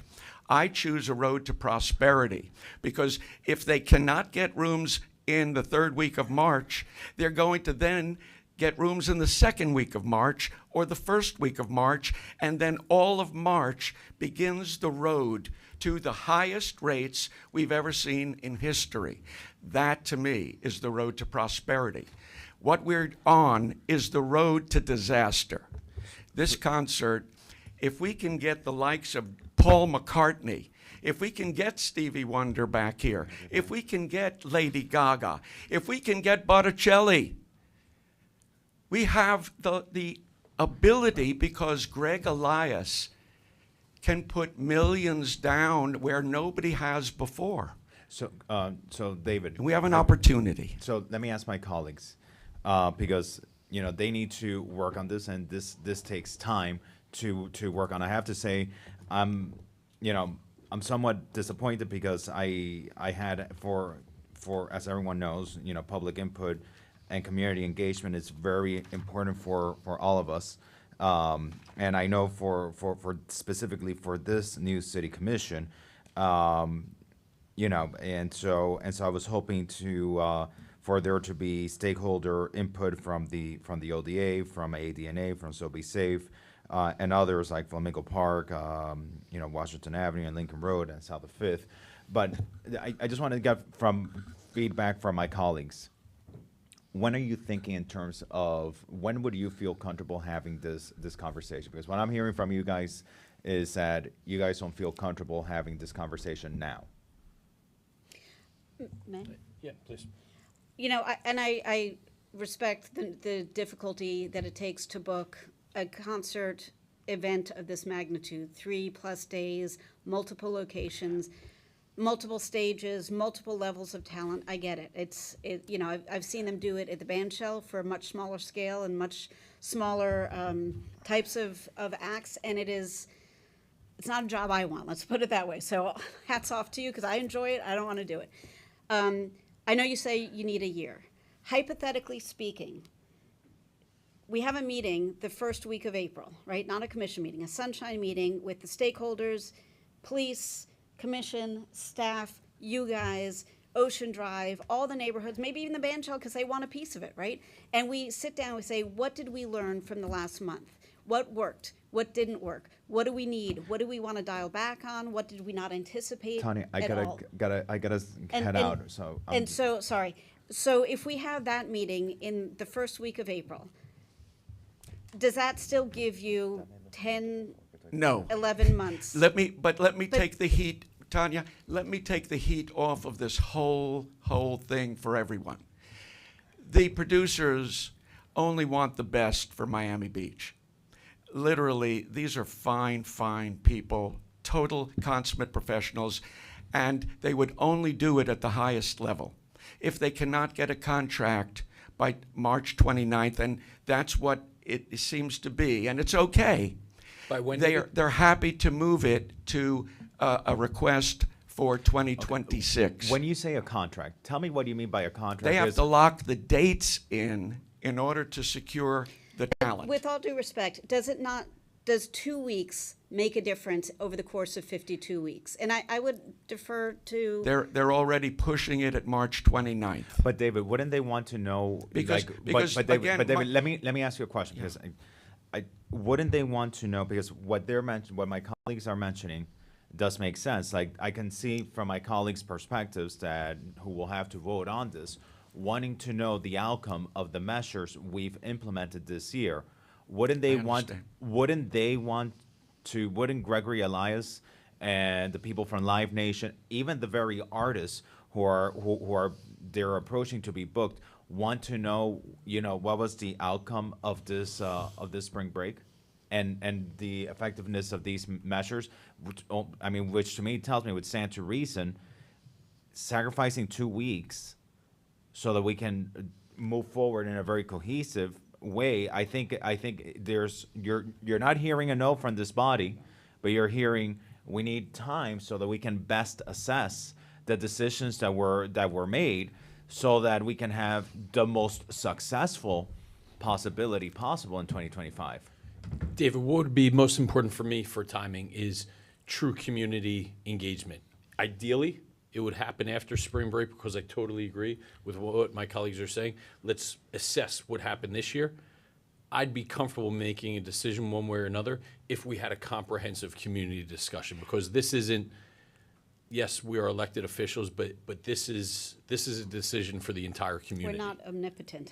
Right. And the thing is, it doesn't take overnight to negotiate this kind of a contract with. But it doesn't take overnight either for city. the city commission to take a decision like this as well. Well, yeah, but And that's why I say, we respect it. And believe me, we totally respect that. Even I know I want to see what happens in March as well. We all do.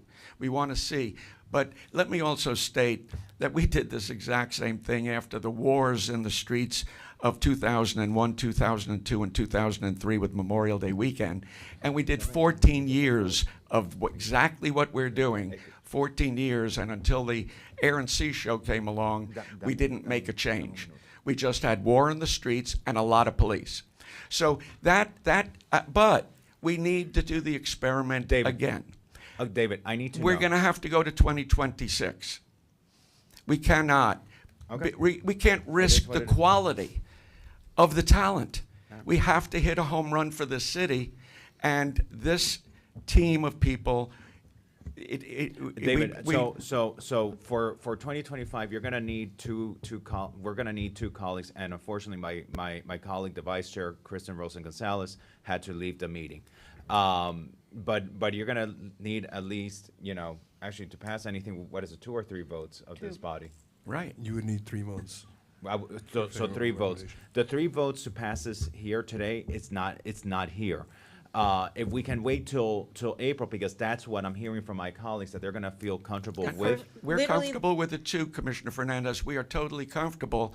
The only thing is that and again, apparently Greg is having difficulty getting into the Zoom. I don't know if he's on, but my instruction is we cannot compromise the quality, and we have to have a year to get the top talent. But I have to tell you, I haven't produced events on this scale or negotiated with Stephen. I have to step out to take this call. I'm sorry, I've been deferring it for a while now. Understood. And I'm trying to get us to a good place. I'm not trying to squeeze anything. No, I'm trying to. I just don't understand. I understand a full year. We don't want to. Nobody wants to do anything compromising quality or safety or anything. So if we have a conversation, even if we have it at the end of the last week of March, right, we'll have enough knowledge, presumably by the end of that last week of March, to know how spring break went for us, or the very beginning of the first week of March. That is a week to 10 days difference. I cannot believe that is such a huge difference that it couldn't work for 2025 if the decision was made to do it.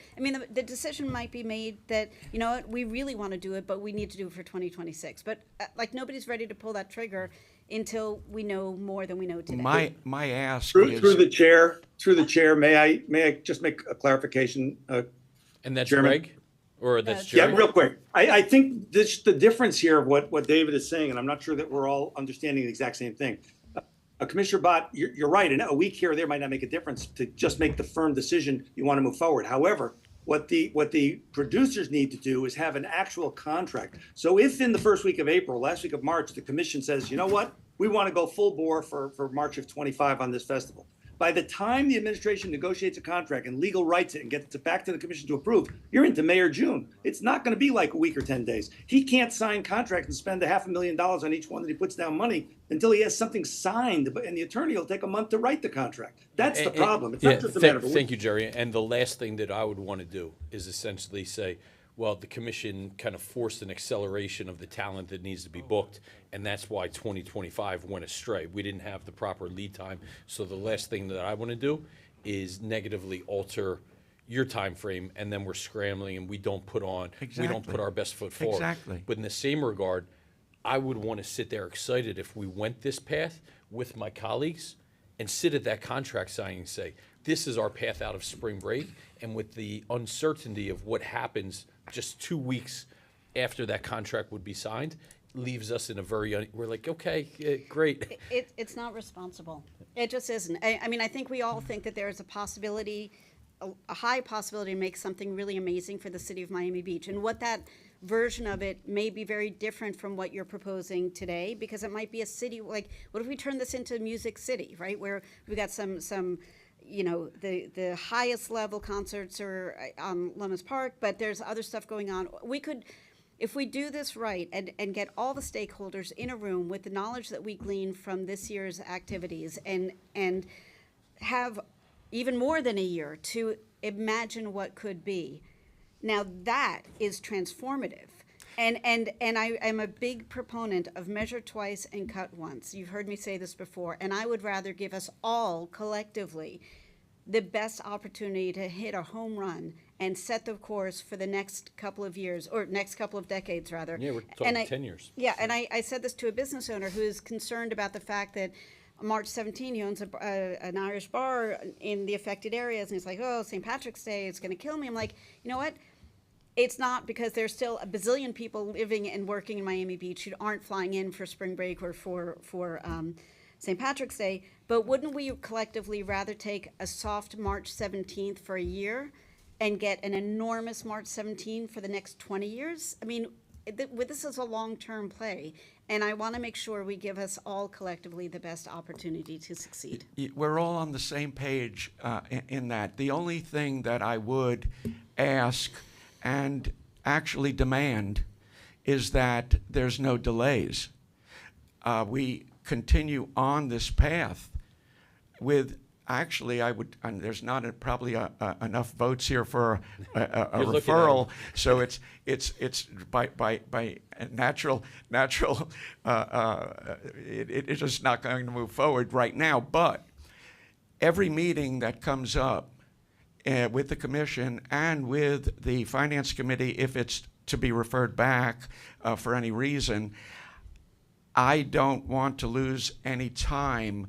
We're going to experience March, and for whatever that is, for good, for worse, we're all going to experience it together on the front lines and know what's what. We're then going to hopefully have a much better March than we had in the past, but what I expect is the same as last year. And so what I do want to do is continue right after March, as you say, into the April meeting, continue it and not put it on a back burner, because the more time that we have in advance, even a year and a half, a year and 3/4 to book that talent, that's the best that we can possibly do. So to that end, and not because of this item, but because of other things that I want to be discussing about spring break, March Madness, I've already requested from the city attorney and the city clerk a sunshine meeting, either the end of the first week of April or the very beginning of the second week of April.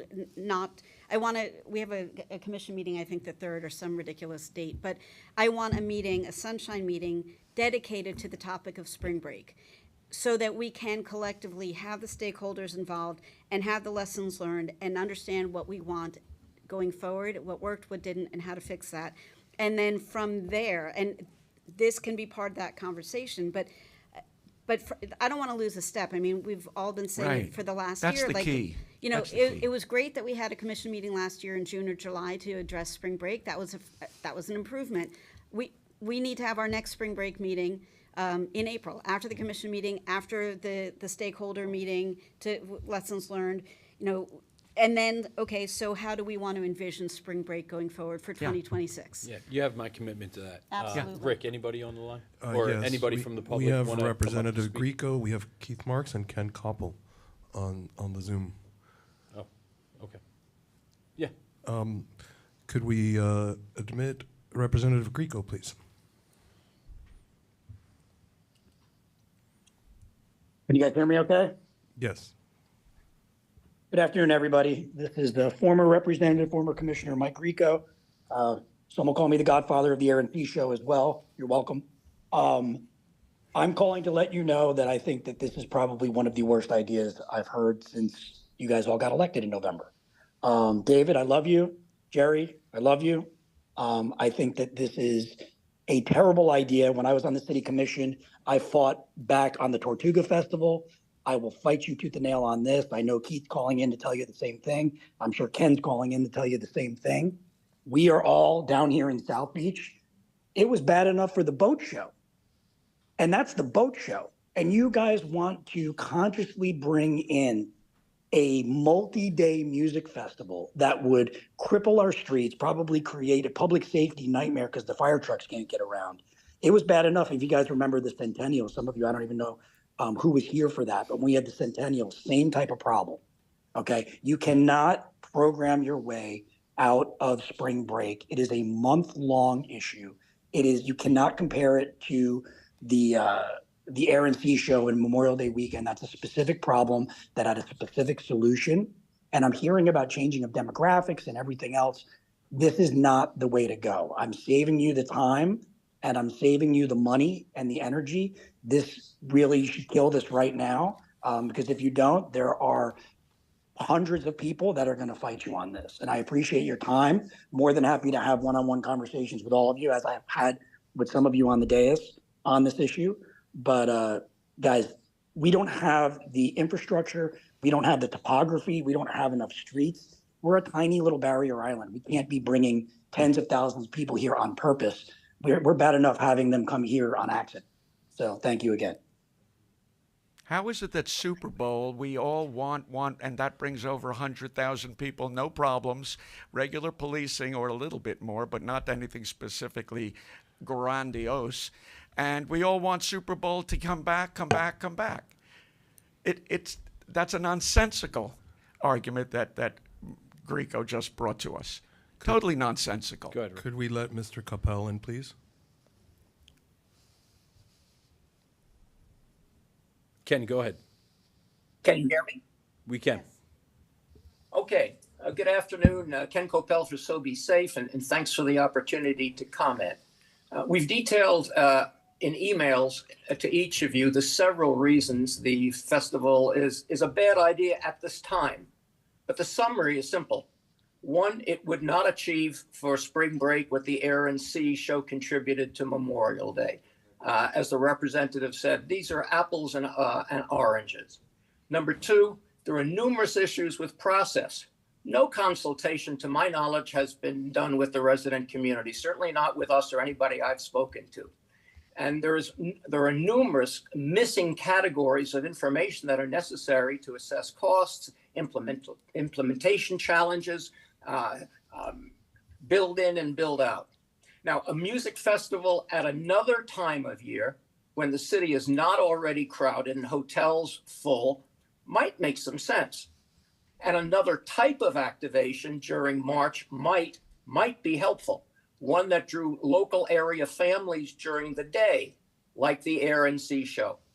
Other cities have come up with such activations, researching and evaluating concepts that have worked in other cities. And there are several to consider, none of which our city has thought about. That activity is worthwhile and it should be pursued. It is possible that some activations can benefit us without tearing the city apart.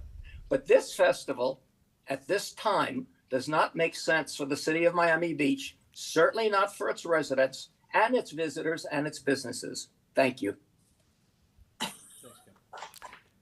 The Food and Wine Festival at this time stretches from 10th Street past 14th Street with no beach access. It is, what's the build-out time on that, a month? Yes, approximately. A month of that. This concert would be in and out in half of that time. And I cannot fathom that within 2 years that there would be such a demand, in fact, probably Mr. Koppel would be asking of me if he could get VIP tickets. Because if Botticelli is singing, if McCartney, Lady Gaga, Paul Simon, Stevie Wonder, the top of the top of the top, they had Tony Bennett singing for them. I went to see Burt Bacharach singing for them. If those people are up there singing, who do you think is going to show up by the tens of thousands? That's what what we want you to consider for 2026. And also what Ken was bringing up is exactly what you wanted to discuss right after March in a meeting in the beginning of April after we experienced March. I think that as long as we're continuing to move forward, still, Mr. Koppel, Jonathan Plusnick, everybody else will still have multiple forums to bring their thoughts forward. Yeah, and that's what I would like, is just widespread community input. Would you like to take one more call, or? Without David's rebuttal, but yes. Yes. Mr. Marks, please admit Mr. Marks. Thank you, Joe. Yeah, Keith Marks, President SOFNA. Love the new board, love all the new commissioners. We're headed toward residents first and sanity. And yet, I agree with Commissioner Joe Magazine. This is schizophrenia on acid. Last year, we were talking about putting fencing up around the area during spring break. This year, with virtually no discussion, you closed all the parking lots. And yet we have the gentleman who, with good interest, but also very business-oriented interest in mangoes, because his area is being affected and shut down, wants to put a concert there. This is like my favorite commissioner of the past who just ran out of term, Mr. Areola, trying to bring Ultra to try to fix spring break. It's ridiculous. Absolutely ridiculous to be talking about solutions of fixing spring break that bring more people down, and a concert, which obviously it's not going to be a bunch of 60-year-olds that with no idea what's going on this year. So I agree with Joe Magazine. It's schizophrenic. I agree with Tanya. You have no idea what's going on. If you want to talk about this in August and present it to the community, fine. But this heavy-handed commentary that I hear from the owner of Mangoes after leaders of this community, whether it's in Mr. Greco or Mr. Capel or myself, I'm sure he's going to have comments about this. This is BS. This is ridiculous. And the community is not going to be ordered around and heavy-handed by Mr. Mango. Thank you. Thank you. We'll let the record reflect, while Mr. Marks agreed with me, I did not use the term schizophrenia on acid. But if you wanted to come up and speak, sir. Sure. How are you? Good evening, good afternoon, Commissioner. My name is Damian Pinto. I am the owner and operator of Voice of Dance Music, LLLP. It's basically an entertainment company. I've also been privileged to be the host of the largest touring music festival in the world for 26 years, which started actually here on the shores of Miami Beach, 21st and 23rd in Collins. And the same thing was just got too big. We had to move off. But what you have here, in my opinion, is obviously a huge problem, and it's seems like been dragging on forever. I'm not telling you anything new. I think what your approach is good, that we address it immediately, and I can give you a little bit more insight on what he was talking about needing the time. When you book these touring agents or these large festivals, it's not like you just book them and a month later they show up, or 4 months later. Sometimes these people are planning 16, 18, 24 months out of their world tours, so you got to kind of get them. 12 months is even a small period of time. So, we've done the company that I've worked with has done multiple economic impact studies. So much, and the amount of money that is being left on the table by just locking it down and not trying to be proactive towards business, to me seems insensible. So, I think you guys are on the right path. You got to get the community involved, obviously, but to just say, oh, we don't want to do anything when the Super Bowl's here, when the wine is feet, it just needs to be properly done, like you were. Like I've heard in this meeting, I mean, we're talking hundreds and hundreds of millions of dollars in extra revenues in a 7-day period. just now that business moved over to downtown now. So, you know, it's just my opinion hearing it. I'm a long time a lover of this city. I've been coming here for 35 years, and that's pretty much it. Thank you. Mr. Chair, may I make a motion? Please. So I would suggest that I think the term is retain this item until May, that we take the lessons learned from March. We convene sunshine meetings in April, early April, to determine what direction we think is best to proceed in with all the relevant stakeholders, and come back and revisit this. Could I make a suggestion? Please. Instead of making it a sunshine meeting, because, you know, maybe it's a meeting that would require action, I want to make sure that our mayor is able to participate as well. Maybe a special meeting, request that the mayor consider doing a special meeting in April Okay. to talk about that. Okay, so there were two, you were out because we kept you from your phone call, so just to I'm get, no, don't be. I mean, this is longer than we all anticipated. I had already made a request for a sunshine meeting to talk about lessons learned from spring break, which hasn't been granted yet, but, you know, sort of the end of the first week of April or the first, beginning of the second week of April, right after our commission meeting. And then, so that could be sort of a lessons learned with stakeholders, and then there could be a separate actionable meeting, or maybe it gets combined, I don't know, but we. Yeah. Let's do that. I think Just board for cut it purposes, I think, Commissioner Magazine, you had mentioned when we were discussing all of our spring break measures, like what's the barometer? How do we know if these were effective or not? And we made a referral to the Public Safety and Neighborhoods Quality of Life Committee, like an after action, to determine like what worked, what didn't work. So this sunshine meeting would be in addition to the after action that we already referred to public safety. Oh, I didn't know that happened on Wednesday? I think it was Wednesday.